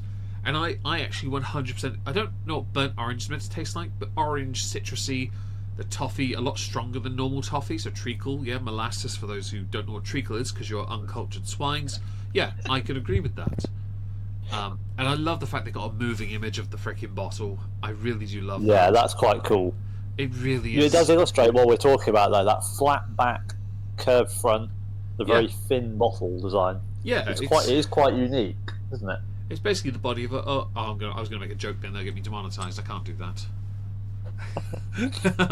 It's like Keira Knightley. That actually, if I just prefaced it with white, would have been a very apt descriptor. The bottle is Keira Knightley. Okay, vague curves on the front, nothing at the behind. Okay, that is remarkably sexist, David. You should be ashamed of yourself. I like it. Okay, switching tabs. Well, to be fair, there was a joke. I can't remember which comedian said it. Was a joke once about you could bend having words and use them as a lining board. Yeah, I like that. So the palate for David. Have you had a sip of yours yet? I have. Okay. Do you want to read your palate? My palate is quite sweet and thick at first, with higher alcohol and a little spice coming through. Although for me, obviously, it's lower alcohol than the previous one. Regular hints of a more tropical nature at the back, among some tannin. Frickin' tannins, wood and sugary fudge. Yes, I got the pop culture reference. I like How I Met Your Mother. Of course I do. Apparently, a drop of water makes it more enjoyable. Now, to be fair, I don't know about the water thing because obviously I haven't done that. But it is another quite thick, like coating whiskey. It does coat the mouth. Yeah. I'm not really thinking it's much. It doesn't feel higher really than the first two. I was going to say previous two, but that wouldn't work. The first two we had, you can taste it's a little bit stronger, but it's not overpoweringly so. And the tropical fruit is definitely there. So I think it is a fairly accurate palate on this review. To be fair, from what I can taste. So I have a bit more information here. So I've bothered to zoom in on the images for the back of the celebratory one you're having. And on the back it reads, if it will tell me, don't be a fiddle shit. Close your eyes, imagine a moment at Glenore Distillery, the home of the Singleton. Drink in the rich textures of copper, brick and wood. Full stop. And then no capital for the. The sounds and smells of distillery life. Okay. Bask in the gently glowing warm light. Savour the moment with the sublime limited edition single malt, as smooth as the polished marble. I'm going to go down a little bit here. Take your time, carefully slow. Crafting has long been practiced here to make the whiskey balanced and smooth. Aromas of dried fruits and crystallized orange peel, with mid-notes of vanilla fudge on a faint sandalwood base, evoke the warmth of the still room on a winter's day. The sweet, vibrant taste and long, lightly drying finish seduce the palate as surely as those sights and sounds seduce the senses. That's a lot of S's. Yeah. Okay, I was hoping there'd be something here about the bottle when it was done, but sadly, the date isn't there. I was hoping to find out if we could work out a vague age for this. Yeah.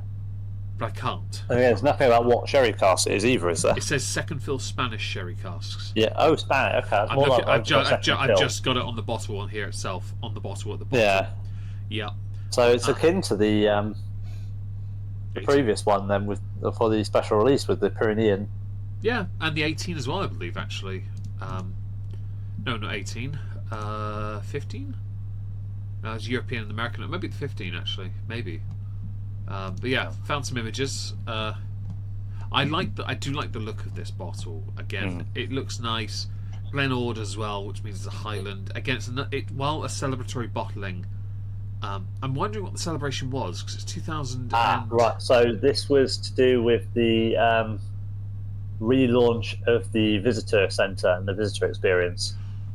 So this was a special distillery exclusive. Distillery bottling. Yeah, distillery exclusive. No wonder we can't get it. Very well. Okay, back here. My Singleton 21 it is. If I could ever get my 3,000 bottles, this is like buying the English ones. You know, realistically, you can get them from other places, but let's face it, here you're better off going to one place. Yeah. Okay. So so because it was to do with their visitor centre, it's a distillery exclusive. So it is a special release, but Singleton special release. Okay. So the 21 I'm drinking is incredibly, it's sweet, it's smooth, it's got a little bit of a punch, but not like anything that'll hit you hard. It's well presented. For a 21, it's quite affordable in that range of 21s. I think I paid roughly the same for Jura 21 Tide and Time. I think the Glenlivet 21 is more expensive. The Glenmorangie 21 is more expensive. Jesus. Yeah, the Livet 21 is over 200. I think the only other one that's close to this one is the Fiddick 21. That was sat around the 150 mark as well. And like the Singleton 21, it's very well presented, and also like Jura as well, which by the way would be a great stream. Jura, Singleton, and Fiddick 21s together. Honestly, that'd be a laugh. Yeah. But they're very tasty. And they're also not a part of they're part of the standard range, but they're also removed from it. So Jura Tide and Time is part of the standard range, but not, because it's something completely different, presented differently. Glenfiddich 21 is part of the Grand series, as it were. Yeah. Right. You have the Grand Reserve, the Grand Cru, and Grand Couronne. Grand Couronne, yeah. You have the Japanese one as well at 20 something. Oh yeah, the Mizunara one. I don't know what it's called. But yeah. They're all part of the Grand series up until the time suspended in time sort of series. Yes. which is 13 above. Then you have the Singletons, which is Harmony series, which technically does include, I think, the 25, 39 and 40 and all that lot. I don't know if they're Harmony, but they're Glen Ords. I know that. Are they Ords? Yeah, they're all Glen Ords. I'm looking now. I've just looked. They're all. I've already looked. They're all Glen Ords. Yeah. So I think they're part of a different series, but the 21 and 25 are the Singleton's version of a separate series. Yet they're also easily available, from reputable places. The Singleton 25, for example, is in stock in the whiskey shop in Norwich. I highly recommend everyone go and say hi. Not worth Cork sent you. I'm sure he'll set you up some samples if you lay down. I have to say, so I've just seen looking at the colour of the Singleton 39. That's a very nice colour. And I was like, that must be wine cask. And I've read down, including port cask, red wine cask, French Bordeaux. So yes. That bottle is a jack of all trades, but you can guarantee it's a master of none. It's basically a decathlete. Okay. Well. What are the colours like on yours? Because I obviously haven't seen the 18 tell, and the 21. They're all by my legs, and Wizzy was too busy fidgeting on my lap now. I can just about reach the 25 and the 14. I can't actually. The colour on the website with the white backdrop, so I can pull that up. So if I go here and This Celebrity is very. It's the darkest of all the ones I've got. I think it's not quite pushing to a mahogany, but it's. The bottles are slightly blued, so there's a slight issue there. The lighting on the 15 is too vibrant. Whoever took the photo of the 15 is a little lighter than the 12 and the 18, so we don't have a fair assessment. They look very similar. Yours looks more toffee on the 14. The 21 looks, I'd say, a bit. You can't tell. They've done the photos so well, you can't tell. Yeah. And your celebratory bottle is just the darkest. In fact, it looks more like the celebratory is the darkest of all the sample bottle colours. There we go. Yeah, sorry. Of the actual whiskey colour. The 21 looks more like toffee. I'll zoom out. There we go. But that's the 20, the Glen Ord, and then you got the 21 here that looks quite nice and dark. The 21 I think does look darker based on the image, but the Glen Ord celebratory is quite dark as well. So I think that's a bit of a weird one. The 21, I think, and the celebratory, the green rather than being like the blue, the green, it makes them look a bit more. Oh, green, you're right, not blue bottles. I'm trying to think. I don't want to say professional, but if I say professional, you'll probably get where I'm going. Go on. The way they look a step above. Yeah, I know what you mean. They look like they've been done properly. Yeah. I like that. To be fair, their motto is perfectly balanced, and for a lot of what they do, they're not wrong. No. They're very well balanced, and I think that's beautiful for them. Let's have a look at the... Okay, so if I switch us back here, see what whiskey we're on now. The 21's still good. Right, well, I'm going to subject this to 21 seconds. So this will be a challenge. Good luck, David. You don't normally hold conversation for this long. Going. Thank you. So mine, obviously, I have been enjoying the celebratory. I haven't talked about the finish. Well, neither of us have talked about the finish on this whiskey, so while Meg is sampling, mine is warming, crystallised gingery heat, giving way to barley malt and slight tannins. I would say true with the heat, but it is very smooth still when it goes down. It is quite a long finish. So it's actually very pleasant. It's definitely, I'm not quite sure it's 180, 190 quid worth of finish, worth of whiskey, but it is a very nice one. I'd say if it was the £80 bottle, as it was when it on the auction site, yeah, that's definitely worth, that is a massive value. I think it was sold for like the same price as Diageo, your Glen Ord, that celebratory, I'd buy it. Yeah. 120. The finish on this is very gingery, warms a lot, very smooth. So what was in the nose, the fresh ginger and the sharpness, is definitely more there, but it's definitely a very drying finish. It's not moist. It's very dry finish comparative to the others. But it's not a bad thing. Again, it's we had this for a stream. We've done it. The 21 and the Jura, I think we did a January treat stream a couple of years ago. I think we did. Yes. and we did it with Yeah, we did do last year's. That was last year's. Yeah, I think no, 25 was last year. Year before. I think we did do because you're Dalmore cigar. I thought it was last year with Portwood. Or was it the year before? The cigar malt. Cigar malt. Cigar malt. Okay. Yeah, cigar malt. Oh yes, it was, wasn't it? Time cigar malt. Yes, of course. Sorry, yes. Yeah, and I'm sure if Leona's here still, although probably not. If Leona is still here, please link that stream as well. We'd appreciate it. She is. She said you. You said the M word. She said you. She's Oh right. Oh yeah. Hi. She was summoned. If anyone has any questions about these whiskies, all 2 of you that are left, because the rest of us on dummy accounts, do ask us questions. We'd appreciate it. Yeah, I think even the MP's gone vanishing now. She's probably gone to play with Cristo. But he has a girlfriend. Anyway, no age statement on yours. So no. Shall we move on to the penultimate whiskey? Or finish. I get to skip out on the seconds test on this one. Should we do the send them first? We shall send. Oh, Slanty. Slanty. YOLO Swag Fam.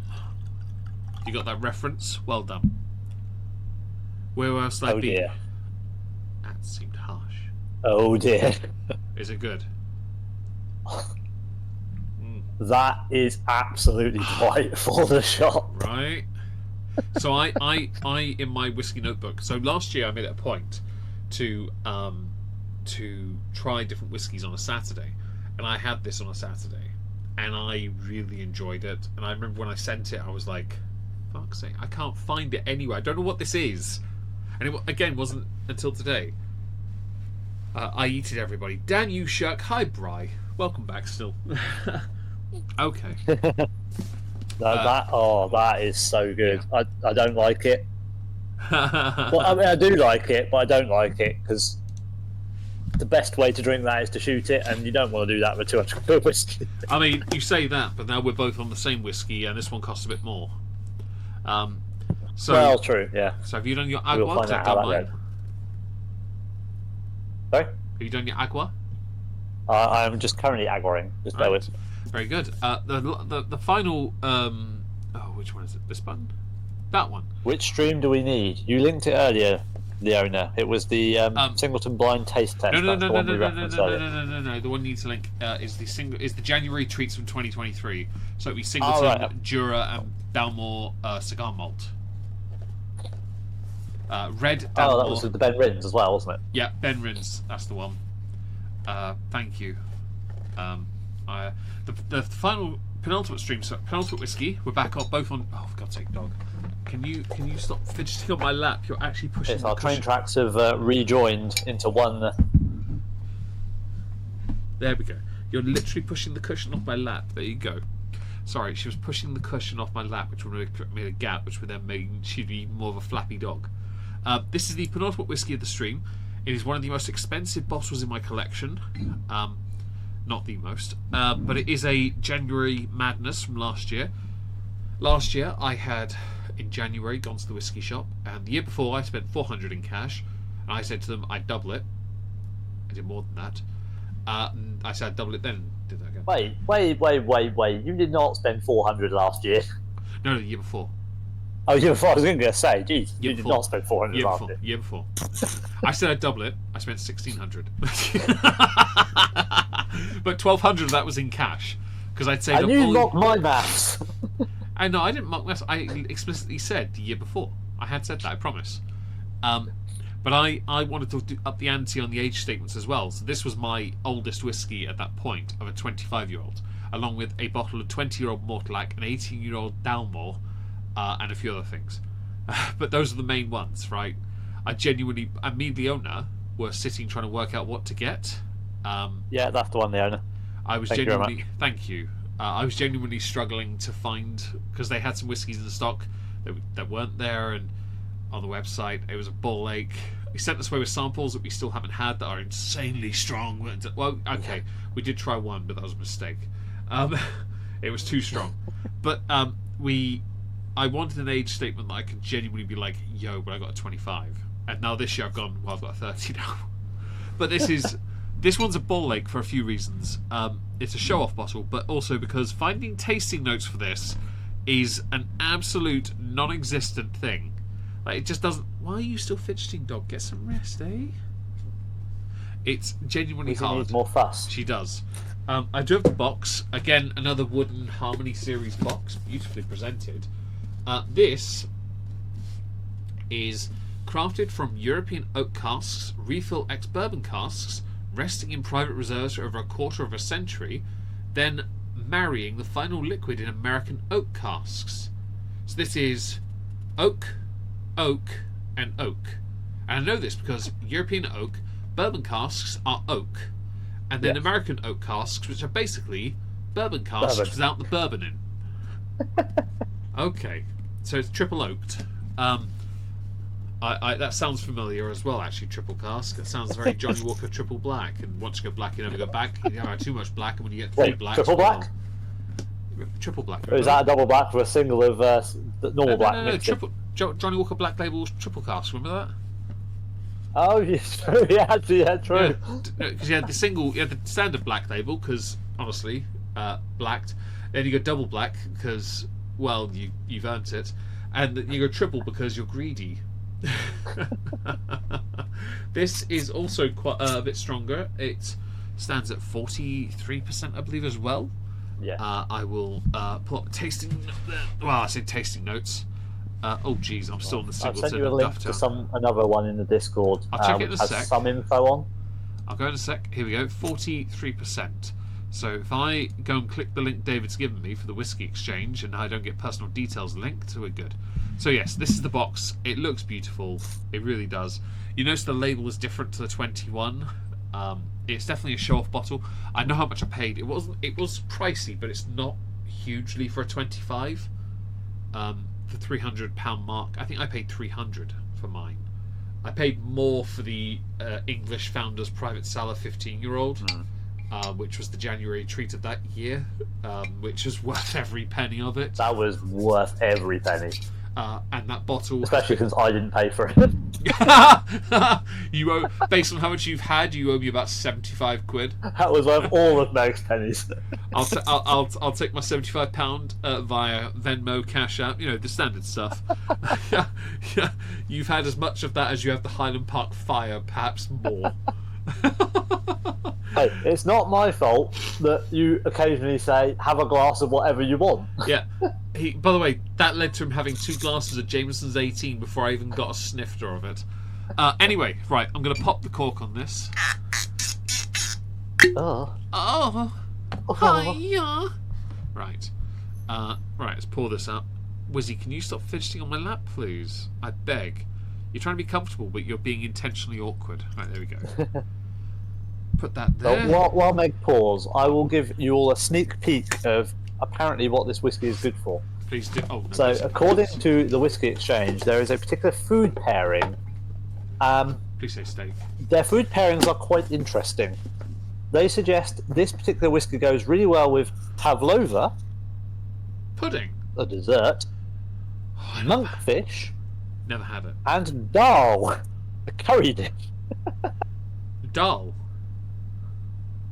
None of those are similar.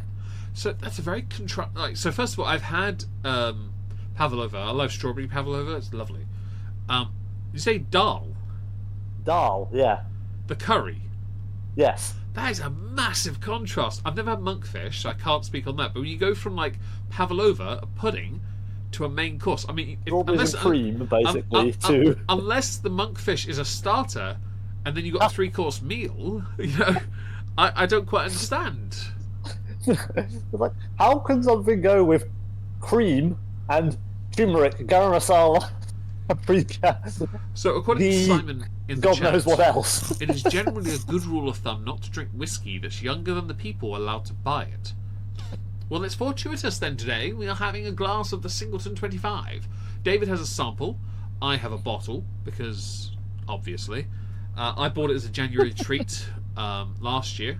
Well, not a January treat, it was my madness.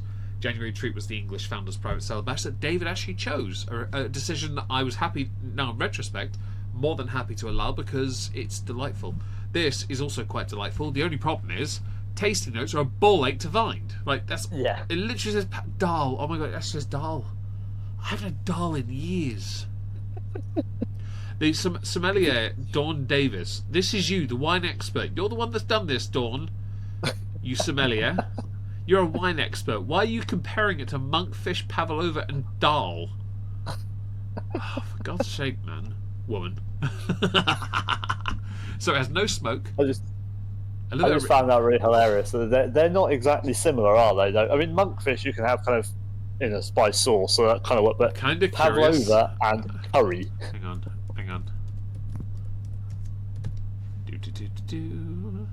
Singleton 21 paired with banoffee pie, cheesecake, and rabbit. Well, there's two of them are desserts. Oh, the thing is, I kind of get it with like the ginger, the toffee, the fruit, the blackberry. Yeah. That goes with the puddings.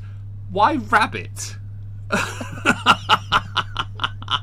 Let's go with Singleton 18. 18. Oh, we got the 12, 15, 18.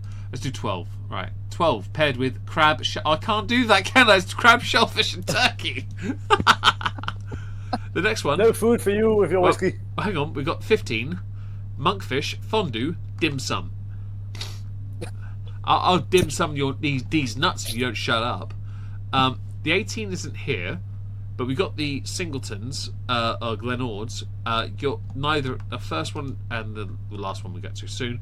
Actually, the last one has a pairing of crab, donuts, and ravioli.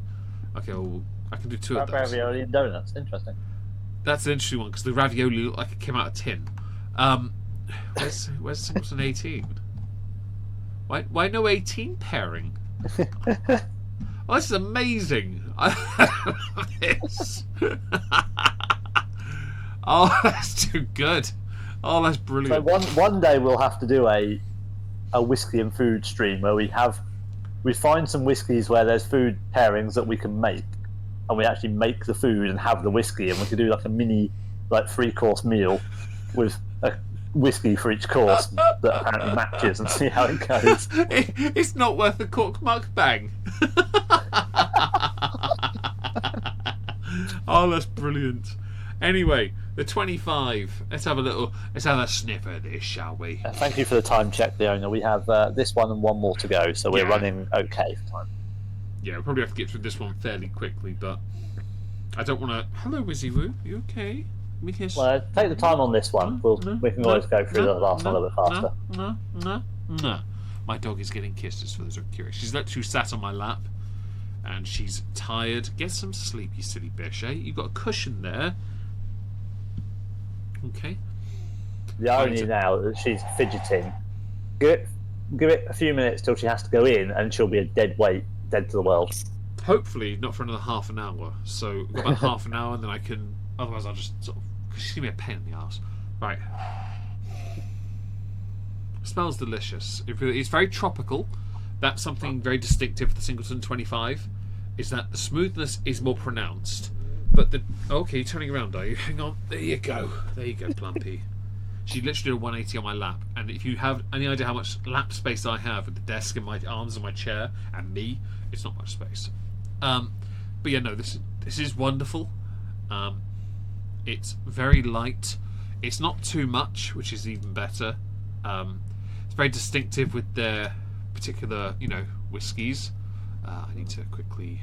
I was going to say it's very light and fruity on the nose. Yeah. It's very light and fruity on the nose. I quite like it. Sorry if anything goes blank for a second. I had to quickly message my friend Nonny because she was talking to me earlier. I wanted to let her know the stream was here, just in case she wants to join us.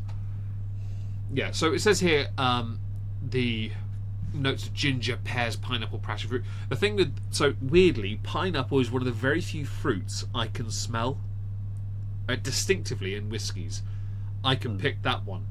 I don't know why, because I don't really eat pineapple, but I recognise the smell instantly, and I did it with Glenlivet. Remember those Spectras?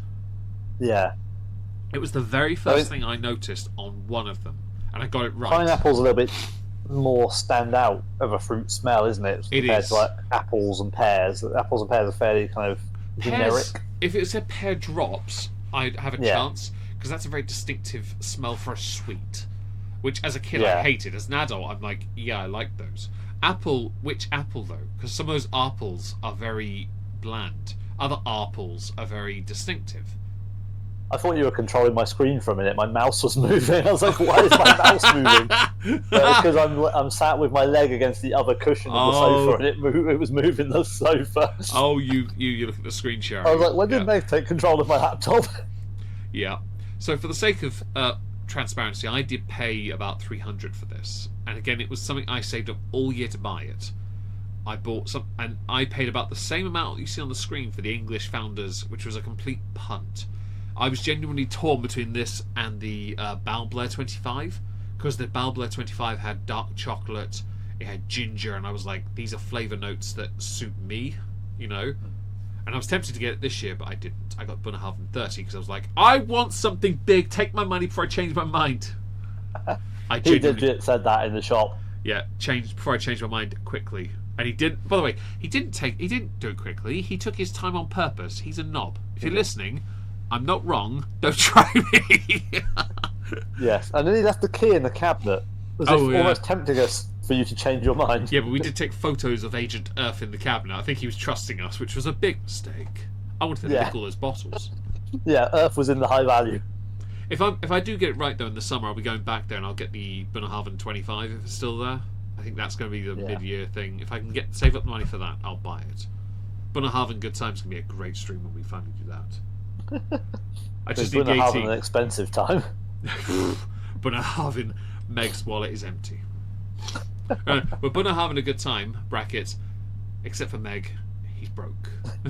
Except for Meg's bank balance.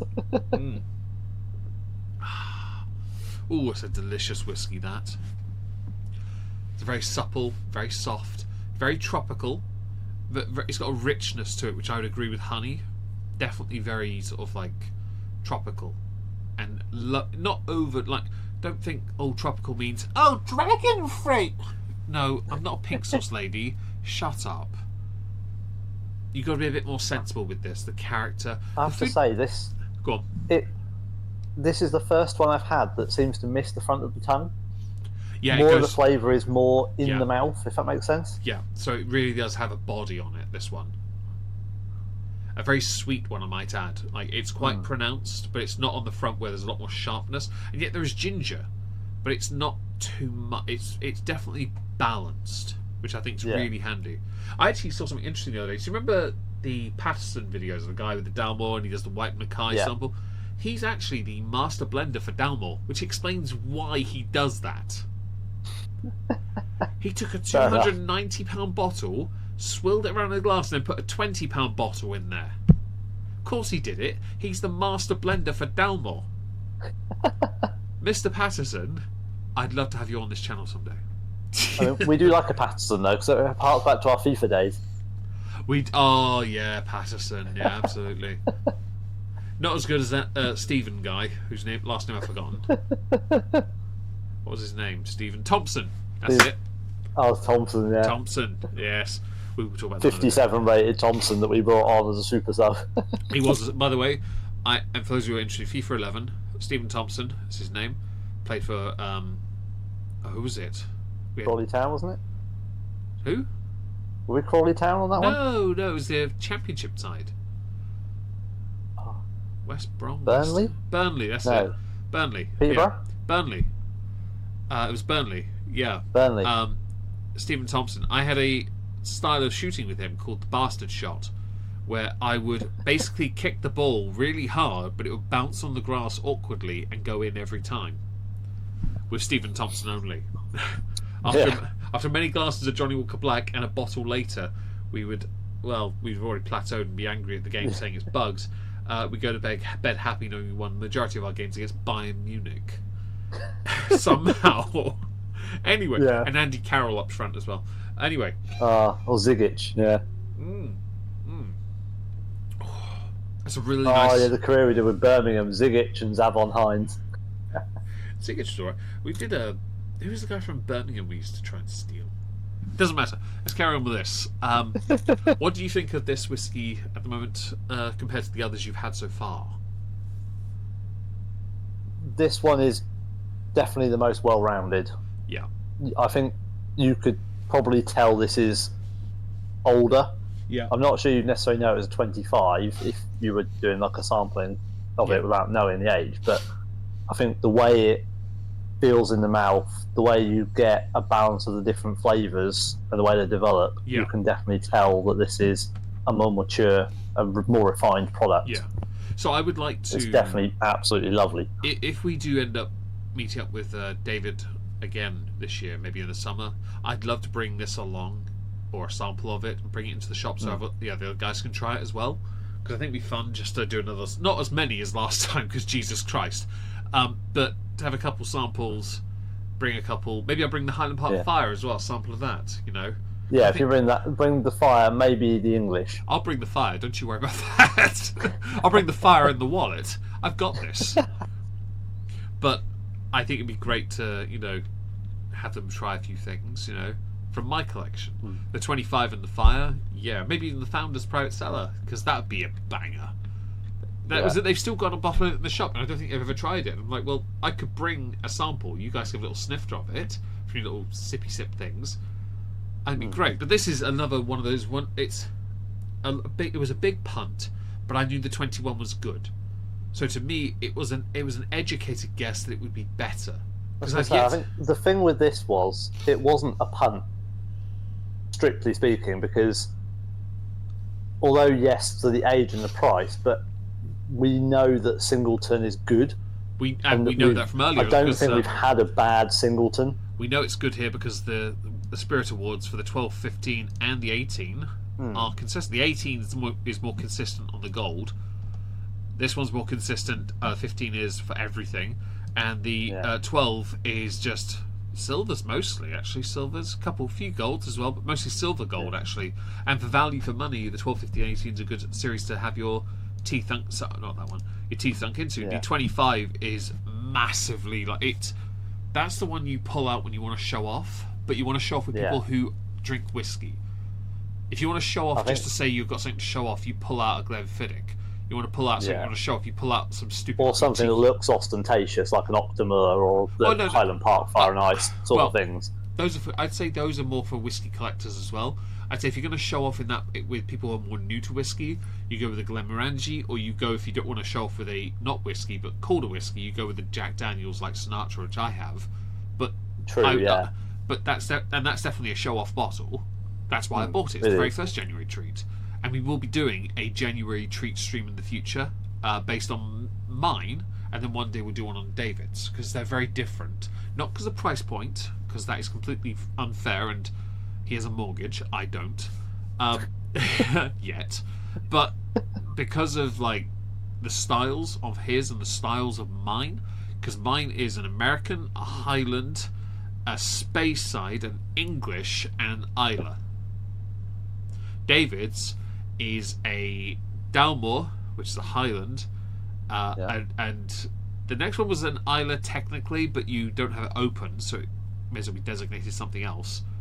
And then this year's was the what was the one you bought yourself this year? Your treat, was it the Edredale or was it something else? You bought something in the shop. What did I buy? We bought the Jura and the other one, but I don't know. It was the Jura 16, the Perspectives. Are you going to open that? Yeah, that one will go open. Because technically... In fact, I think we did, didn't we? No. His two treats from me are a 15, and a 16. Technically those, but there's also one other, but actually there's about 6 others, but one other. And I know I've also got the Signet as well. Yeah, but the Signet's an absolute madness, that is. that was a madness. That was just as a segue.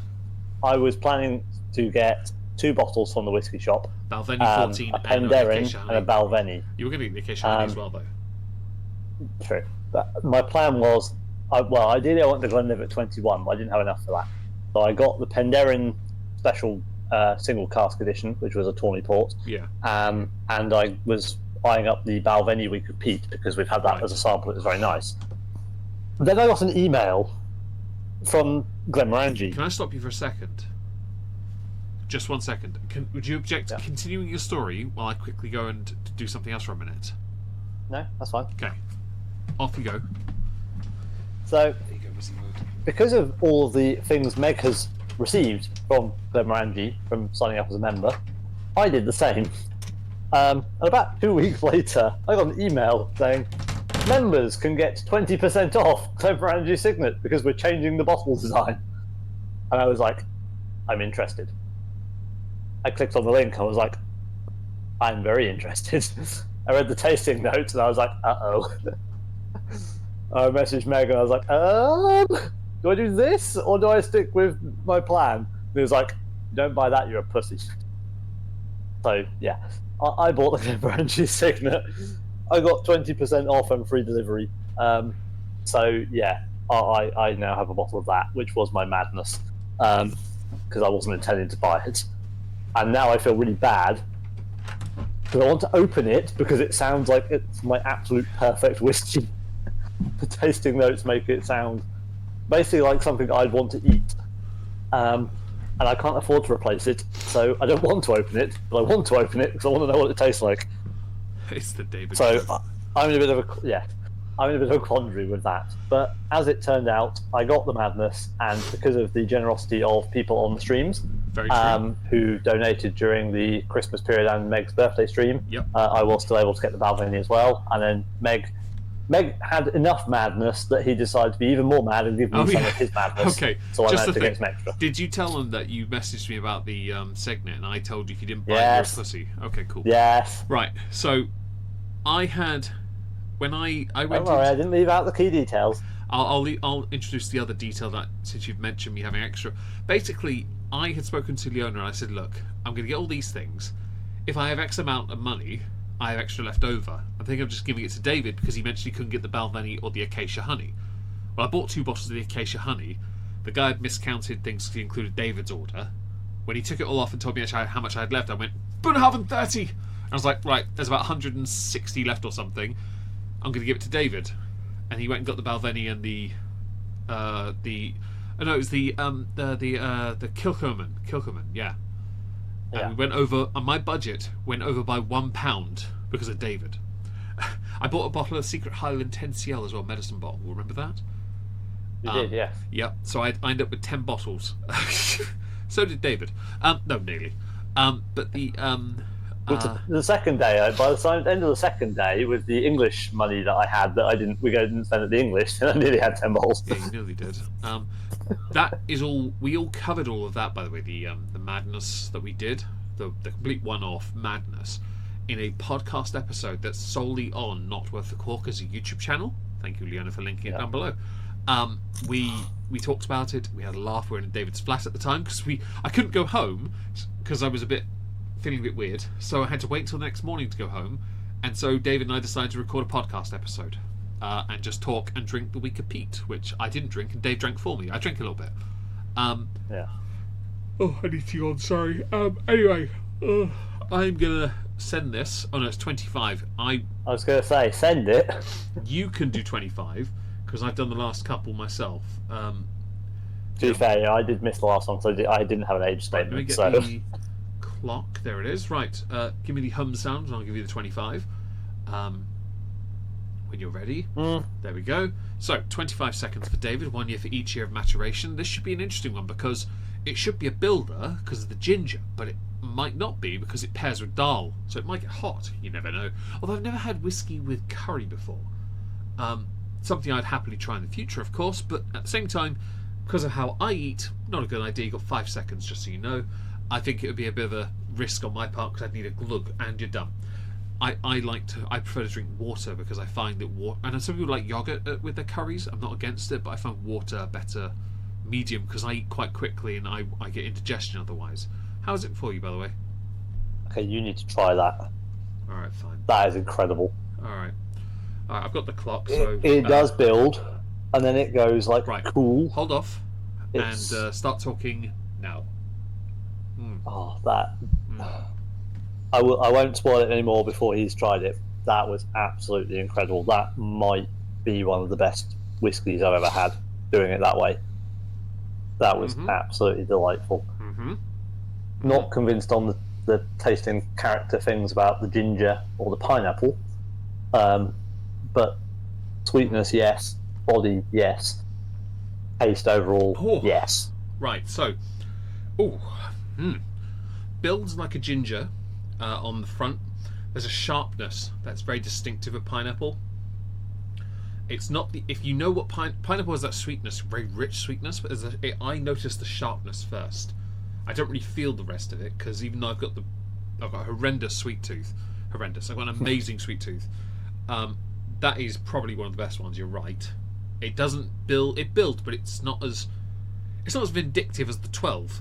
No. It builds up, but it gets to a point. It doesn't plateau. It twists. It changes to be something different. Yeah, it builds and then it decides a fork in the road. It swerves on its own, right? Yeah. It sounds like it's almost a Omegon's bedtime. No, bloody well ain't. I've got at least another hour before I have to be tucked in. Thank you very much. But we are going to be sending this one soon because we have one more whiskey for you and we'd like to talk about, and this affords us an opportunity to both have a laugh because we get to tell some stories. I'm reluctant to send this, but I'm going to because I know we only realistically have 20 minutes. Yeah. So, YOLO Swag Fam, which I regret, this is the most expensive shot. I didn't even shoot the YOLO! Yeah, YOLO.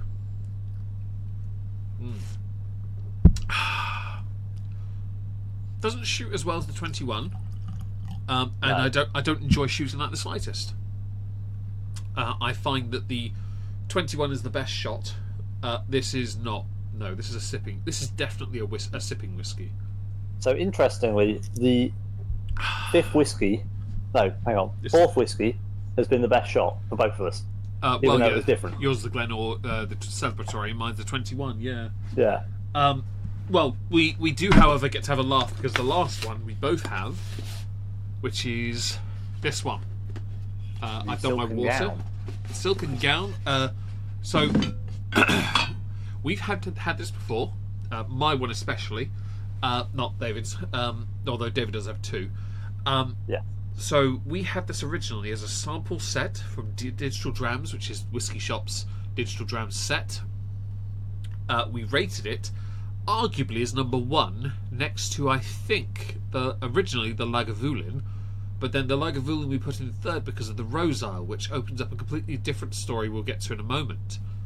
I bought this separately on purpose because I was like, actually ties into the Rosile, although the label on mine can be peeled off. I don't want to do that. The condensation, basically. This is a part of the Diageo special releases. It's not one of the strongest ones, but it's 55%. It is a white wine cask finish. It's Chardonnay du Bourgogne, French oak, which after the red wine cask of the previous year, we both wanted to try to see if they nailed it. And we agreed this is definitely one of their best. It really is. Yeah.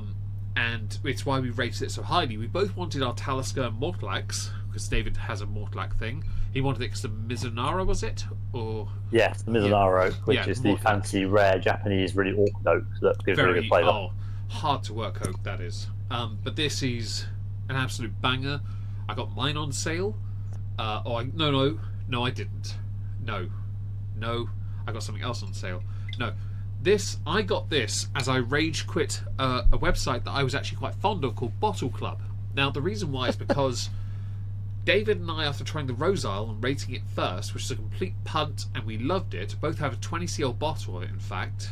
Mine is not open. Dave has one that's not open, and he has one that's open that's not really full. He has a full bottle now, though. Lucky git. Only because of me, though, he has that. Hardest one to get, because Rosile was announced last year. Well, the year before. And it was so hard to get. And when we tried my 20cl bottle during a Discord VC, David wanted more. So for Christmas, didn't we both have a 20cl? And we opened yours, and I told you I would give you mine if we opened yours. Yeah, and at Christmas, I spoke to my sisters and told them to get David bottles of the 20cl. So they did. And he niced me later on, which we'll get to in a minute. And so over the course of about 3 to 4 months, I kept stumbling across Rosile 12, and it kept being out of stock. And then one day on Bottle Club, they said it was in stock. I told David, he bought it. I bought it. I got a message saying it wasn't in stock. Is there anything I'd want? And I got really angry about it. And they end up... I no longer use Bottle Club. I don't recommend anyone use Bottle Club because they're dog shit. because they didn't have what they said they had, I will not tolerate liars. But the Singleton 14 was the same price, and I decided I'm opening this. So after a funeral, we had a glass with Dad. We had a few glasses actually, and it was great. David, though, do you want to tell them what you said when they didn't have it in stock, David? Well, I wasn't told initially they didn't have it in stock. I got a different email from them. I got the dispatch one as well. So, you did it, yeah. So both of us got an email saying it had been dispatched. Yep. You then got an email saying it was out of stock. Yep. I then got a shipping reference. Yeah, I did. So mine had been dispatched, and I had a shipping reference. Yep. Then I got the email to say it was out of stock. Yep. I was mad. He told them, "I'll take what I ordered, please." Yeah, they asked if I'd like a refund or something else. I said, "Well, no, as you've already dispatched it, I'll have what I've ordered." And they said, "We can't give it to you. We don't have it." And I was like, "But you've sent it to me, so I'll have it when it arrives." Yeah. And like, "Yeah, but it won't because we don't have it." And I was like, "So I've paid for it and you've sent it." So the thing is, I argued with them as well, and they said to me that that's our automated system. I'm like, well, then you need to fix your automated system because you've done me a disservice. And I even outright said to them, I will never use you again, and I don't. I was very annoyed because I found that I bought Octomore off them. Yeah. And that's how we But got the in extra the end, bottle effect. in the end, I had a refund and I haven't used them since either. Then one day, I stumbled across Rosal 12 on a boutique-y weird website, and I was like, I found it. It's in stock. David, here it is. He bought it. He got the dispatch. It arrived. He sent a picture to prove it arrived, and I was like, you owe me. He turns up with a medicine bottle with 10 cl of Rosal 12 for me as a thank you, and I'm like, there we go. That's how you pay your friends. I think that might have been spanked. I don't remember. But eventually David did get the Rosal 12 because he wanted it. But the Singleton 14 he wanted for his collection because we loved it so much, which is why he now definitely has a collection. Because he had the version before this, the unnamed one, which had a name but not red wine. The white wine he wasn't sure about. He bought it because of the samples, and then he got another bottle because wasn't it on sale or something? Yeah, I got it on sale. On there, the Master of... Actually, no, it was either a Master or a Whiskey Shop flash sale. Whiskey and Shop. It was about 40 odd quid off. Yeah, it was Whiskey Shop. I remember now. Because I remember you Yeah, telling it was me. a Whiskey I was Wednesday, pissed off. wasn't it? Yeah, it was. Because I remember you getting it, and I was like, I was so annoyed because I didn't have the money. So I was like, I saw it, and it was like 40 odd quid off. It was like 80 something pounds. Yeah, I was like, I remember yes. because I remember you telling me, and you were telling me I should, and I was so annoyed. Yeah. Although to be fair, I did get back because I got the Talisker, and I told you about that as well, and you got that. Yeah. Most of the 2023 edition, actually, David has half of the Diageo special releases for 2023, and I have been telling him he should try and get his hands on the rest of them, just complete the set. That'd be the Oban, the Glenellish, the Lagavulin, and the Glenkinchie. Now, 3 of those are easier to get. The hardest one was Rosal. Glenkinchie is the most expensive, but the Oban's Glenkinchie is the most expensive, but it's actually available. It's also their oldest one. I've seen a few adverts for it. It's also the oldest Diageo special release they've ever made at 27. And I think that's great. I've got the 21 Ben Rins, which I don't regret. I'd rather have the 2023 set, but only because it looks better. But I'm not going to regret having the 2024 set because I said to you last year I want a complete set. Anyway, back to this though. The silken gown. We've got to do this. I'm going to get that little topper off. I'm going to pop the cork. So we did a nice Instagram post of this, didn't we? Because your sister had a really fancy dress on a mannequin. So we did a photo of wedding dress, the silken gown in a silken gown. Right, there's my dram poured. Hope you heard the cork sound, guys. Do let me know if you have any questions. You ever wonder if rich people use goldware instead of silverware? I often wonder if they pay their taxes. Although we should, of course, insert taxation as theft. Right. I'm not an ANCAP. I just like saying it because it's funny. Right. Put that down. I have to put all that back tomorrow while working on a video. Marvellous. This will be, for those who are interested, be up on Not Worth a Cork. Hopefully tomorrow I'll run it through Handbrake. I need to go to the gym and work on a big video, but otherwise we should be good. This is a white wine cask finish. White wine. I don't do wine generally, because I don't like wine. I do like port. I will admit. You're welcome. Thank you. Your dad is delicious. Yes, I'm quite fond of the port finishes. No, I don't want a collection of port, but I do like port. I even like the one that Dad said wasn't really worth it, because it's not bad, it's just a bit... It's just not as good as ones you can buy for like a third the price in Tesco. Yeah, agreed. Couldn't agree more. But it's not a bad drink on its own. But... No, I thoroughly enjoyed it. I would have enjoyed it with cheese more, but you ate all of that. So this is a white wine finish, which means it should be more crisp and apple-based. You wouldn't know I was the skinny one, would you, based on the... No one has appearance. Hang on. No one has appearance either, but you eat better than I do. like you eat way more than I do. I'm just built differently to you. That's all. Yeah. This is 55% ABV. Have I pulled the scene up? Yes, I have. It is Glendullan, which means we've had Dufftown, and Dave's had Glenord, and I've had Glendullan. We both have.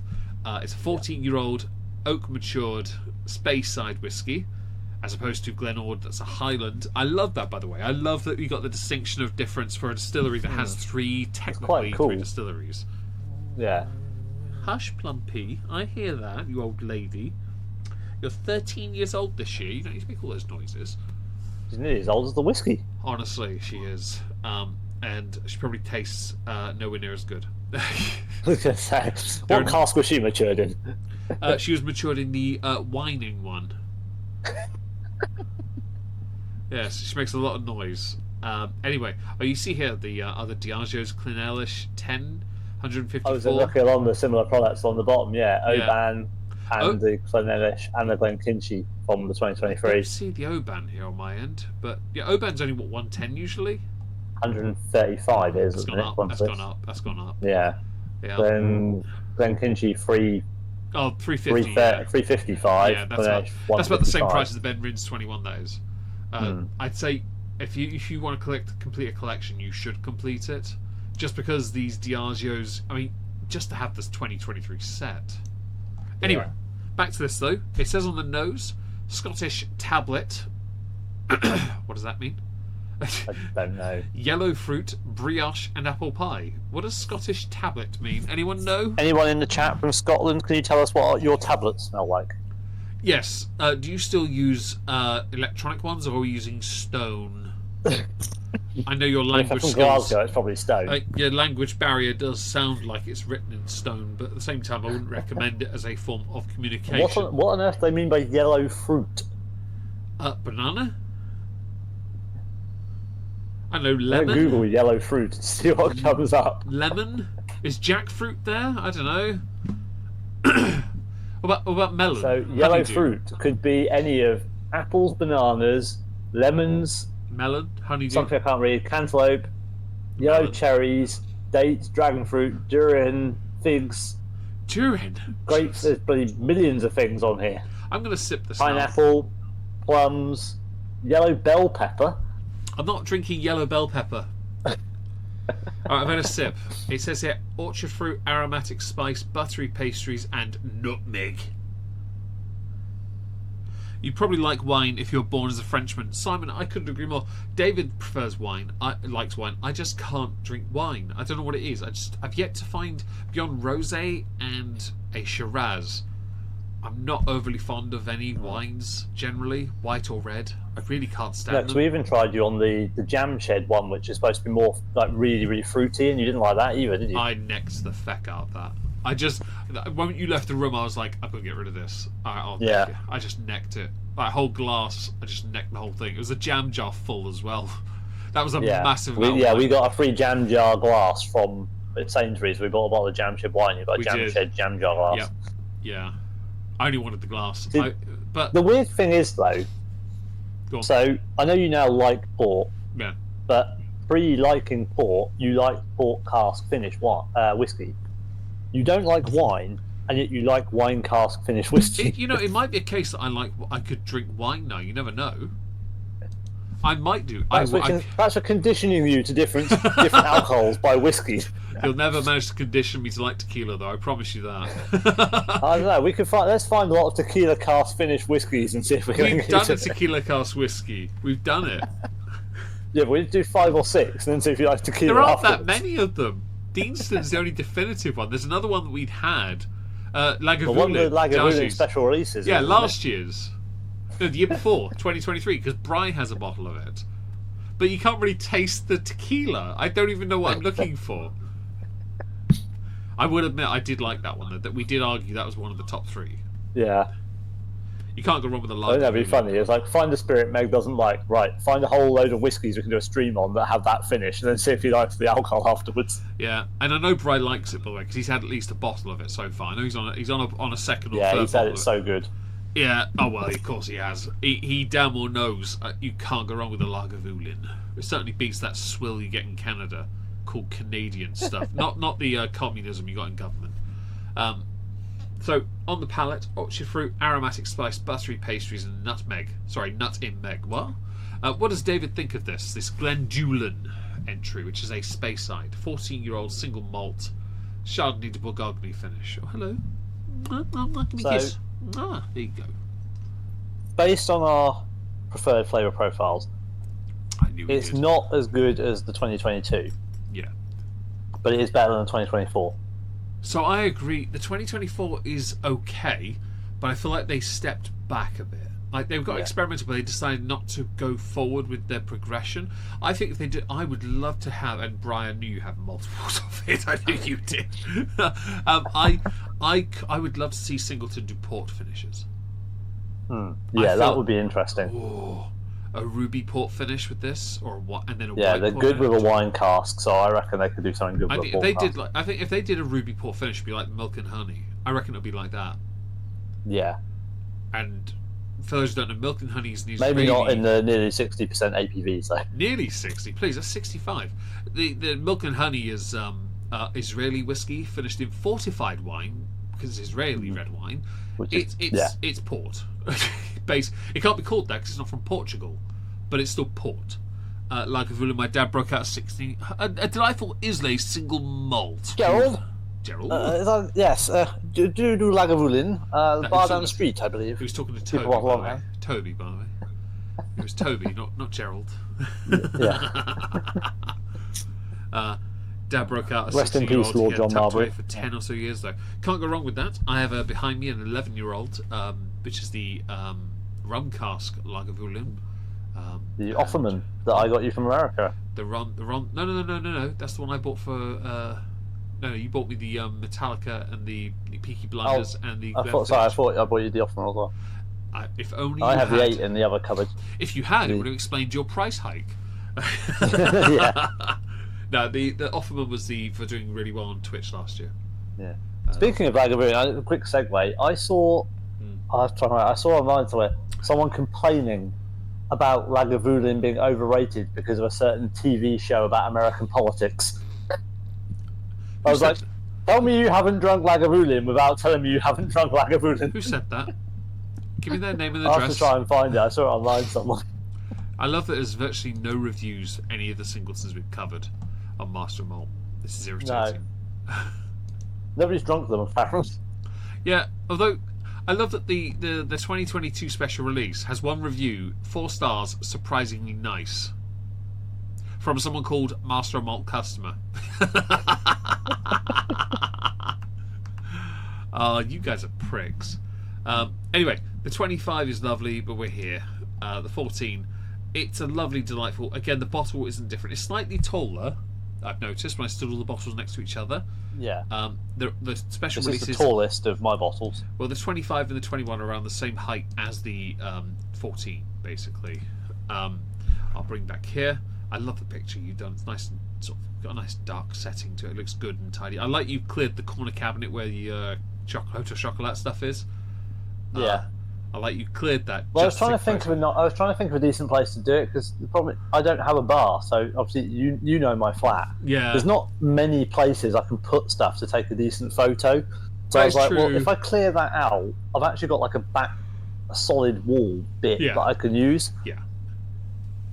And also with the lighting under the cabinets as well. Mm-hmm.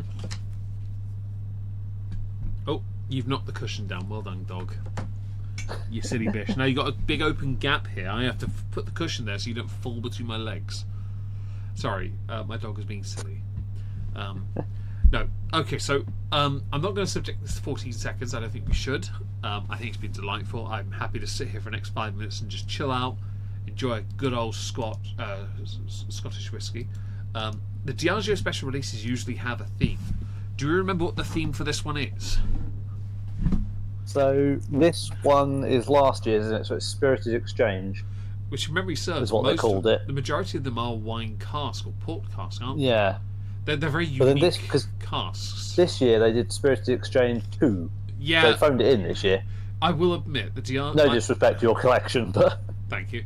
I won't deny that it does feel a bit less grandiose. They've been building up. Like 2023 was the magnum opus, I think, as far as presentation goes. The tubes, the boxes, the bottles. 2024 is beautiful, but more demure, subdued. very mindful. Yeah, well, maybe it is because prices have gone up. If they do anything too ostentatious, maybe they couldn't afford because they're trying to sell Guinness. You never know. Yeah, true. By the way, anyone that buys Guinness, don't forget here, your ground rent is set as virtually nothing for the next thousands of years. Okay, you are making money. Don't be stupid. I think that the 2023 set that you've got some of, I've got a couple of, is a lovely set. Because don't forget, we've got extras of the Singleton, we've got extras of the Talisker. While not the best one, the Talisker, it's still for the price a banger. And the same could apply. This one's one of the better ones, and it's absolutely delightful. It really is. And it's not a drinker, it's definitely a sipper. It's cask strength at 55. It's not the strongest. Actually, the Talisker every year is the strongest. But it doesn't feel like the strongest. Usually the Lagavulin does because it's an Isla. Sorry, Islay single malt. You know, but this one is deceptively strong. At 55, it's strong. Okay? It's not a pussy. It's not Canadian. No offence to Bry, but your whiskey's terrible. It's not American whiskey either, which is not whiskey. It's an absolute joke.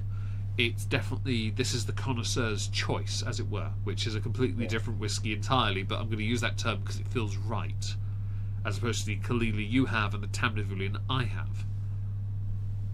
Yeah. I need 4 of them. I just looked. I need 4. 4? I need the Kinchi, the Lagavulin, the Oban. That's what I said earlier. Oh yeah, I forgot the Lagavulin. Oh, I had said it. Tequila cask Lagavulin, Clonelish, which I can't remember what the casks are. The Oban's rum cask, and the Glenkinchie is unknown to me. But you have the Oban is the incomplete product. Yes, I do want David to complete. Thanks for being here, Shirk. I hope you have a nice evening. I do think that you should. Yes, thank you for being here. You should try and complete that set. I think that if you want to show up, you have random bottles in your collection as your collector pieces. A complete set of something, though, you don't have. Whereas I do with Game of Thrones and I do with Diageo's. I think that you should have one as well. I think there's nothing wrong with that. I think it's a great idea and a great way of one day, if you have move into a bigger place, have a separate cabinet solely for collection pieces. If you have a collection of something, like if I one day get my own place and I have a collection of whiskies, one row could be Game of Thrones, the other row could be the Diageo set, including the ones I won and my winning bottles. That'd be really cool. I'm very proud. Yeah, that would. To be fair, because I've sort of got my collectibles are sort of dotted about. Some of them are in the main cabinet. Some are obviously at my parents'. It's very eclectic, though, isn't it? Yeah. And I haven't got a combined collectible set because all my sets, as it were, the Johnny Walkers, most of them are open. The Glendivets, most of them are open. The Glenmorangis, most of them are open. Penderrins, most of them are open. Yeah. And I've actually got quite a number of Jurors, to be fair, at this point, but most of them are open. Well, to be fair, Jurors to be drunk, not to collected. And Bri, you can't insult me, I just consider the source. That's fair. We English don't have great whiskey either, to be fair. A fair bit of it is kind of shit. Simon, I'm not a whiskey drinker, so I'm not offended. I'm glad you're not either. Taking offence is a fundamental right of all people to take offence. It's what you do with that offence that matters. See, the flavour profile part is important. It's why when we went to a tasting evening and we covered it on Not Worth the Cork, some voted Filey Bay as their favourite, which was the newest. Some voted Highland Park 15, that I considered the worst one of the lot. right?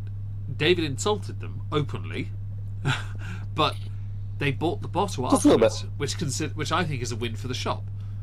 Like Lechig Lochfine, which was a version. Lochfine Distillery bought a cask or two of their Lechig's whiskey, made a 10-year-old out of it, or 11 or whatever it was.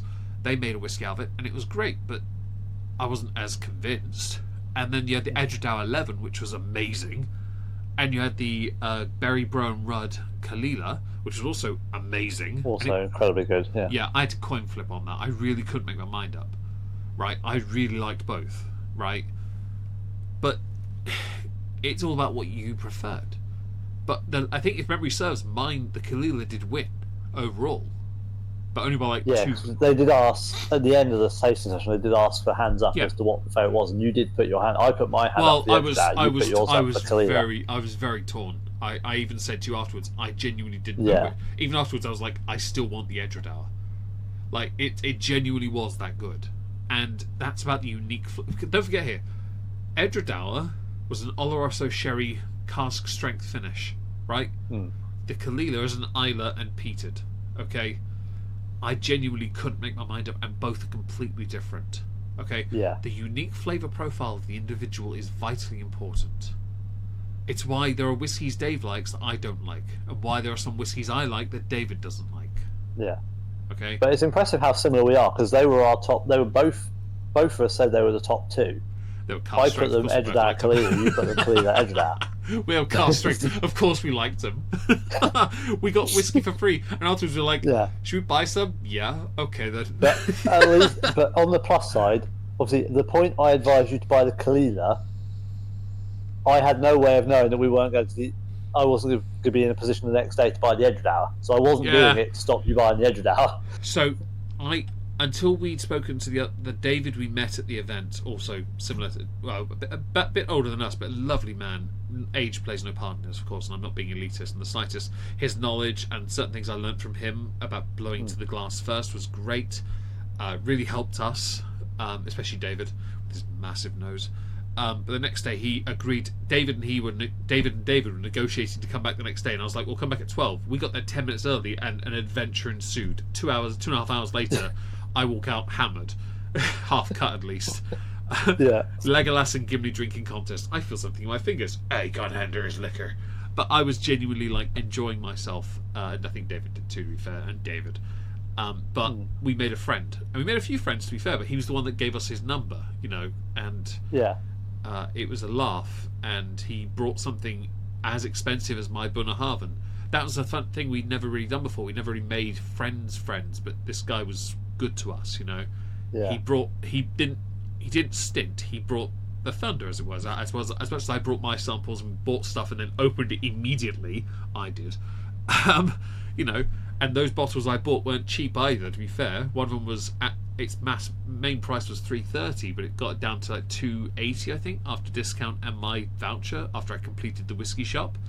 The Spey malt, that was a absolute win, which is also another McCullen, which was, of course, it's overrated, which was not. I don't remember if it was overrated.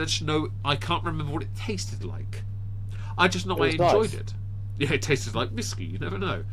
I wished I brought Earth with me because I thought it'd be funnier while they're all serving customers. And we went in. By the way, we went on Monday. We went to a gig. We went to see Gloryhammer in Norwich, which was amazing.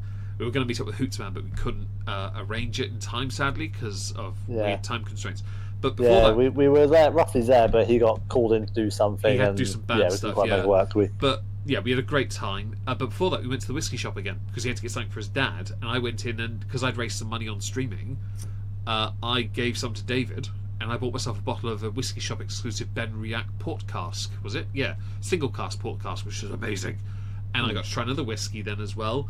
And I'm just sort of thinking to myself, you guys had to work the rest of your day after having as many, if not more, samples than I did, and I had to use your restroom twice.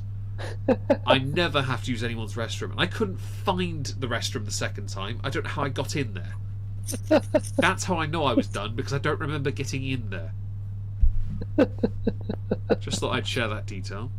Anyway, should we finish, by the way?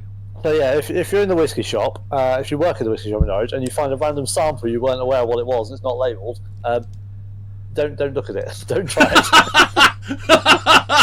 Oh no! It's the idea that Meg's just decided he could only do 10 CLs and decided to label it the Meg Surprise. What ABV? The ABV says yes %. What does that mean? That's a nasty thing to say. You're not wrong though. So yeah, we had a good time, and yes, I think we should. If next time you do come up, I feel like we should try and do something along those lines again. But yes, more restrained. We'll have We'll less samples. We'll see how the that event that's been worked out goes within the WhatsApp group. Okay, well, I'm going to send my drink because I need to finish. I have a very small amount left, so I will send do this not, as well. but all right, YOLO swag fam.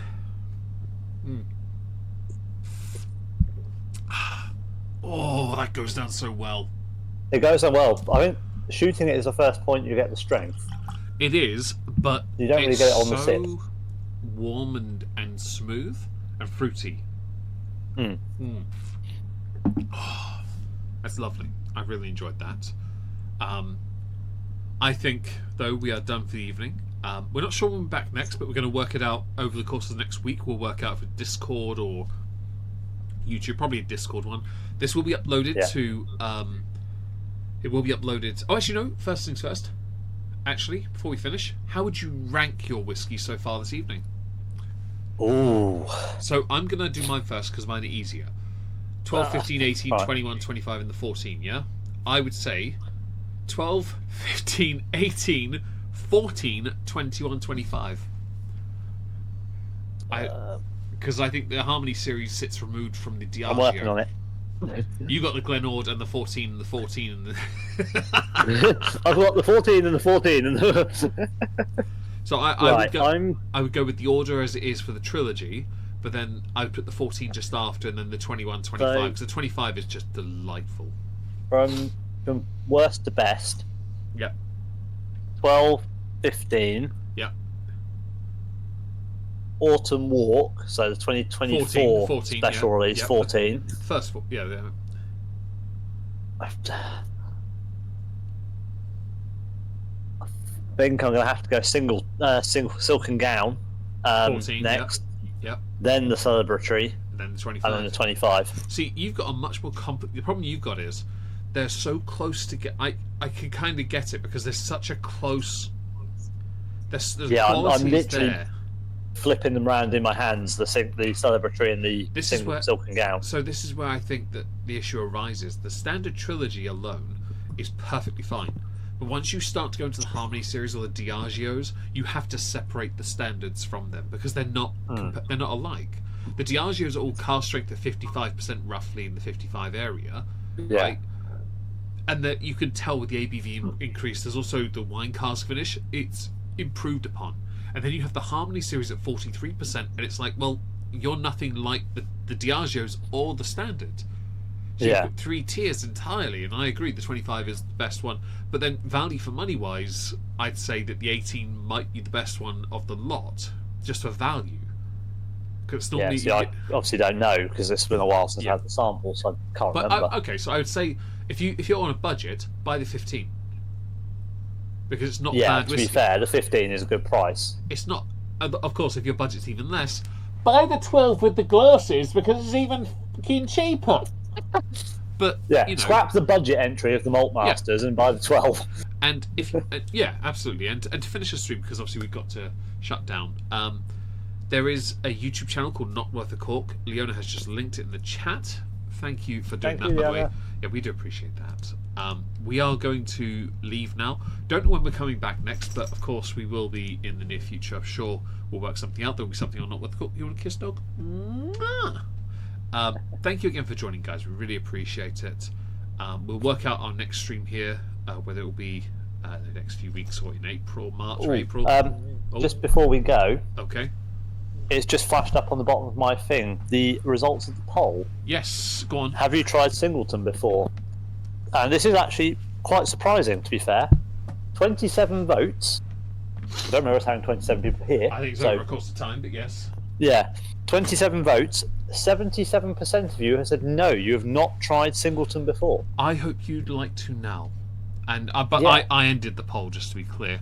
I would like to, I hope you all try it, or can if you want to. I would say the 12 is not bad. Just to be clear, we may have rated it at the bottom, but that's because it's compared to the 25. I was going to say, yeah. You Not can't many of you compare- are going to compare it to a 25-year-old whiskey, Yeah. so you won't know that it's not as good as a 25-year-old David whiskey. didn't have a sample; he wouldn't be able to either. And the only reason I can is because I got lucky because of your wonderful support. Because if people didn't watch my YouTube videos, I wouldn't have been able to save up the cash from cash-in-hand jobs. Simple as that, really. You know, I am very lucky in that respect that I didn't need the money, and then I got to buy something as ostentatious as that. Thank you for being here. We will announce Yes. when our next stream is once we've worked it out. We'll talk at some point later because I need to go back to the house in a minute. And we will see you all soon. Thank you again. Yes. And have Thank a you very wonderful much evening. for your time and your support. Please do like the stream on your way out. Thank you for being here. We do appreciate it. Good night, David. Good night, David. And good night, Meg. And good night, Plumpy.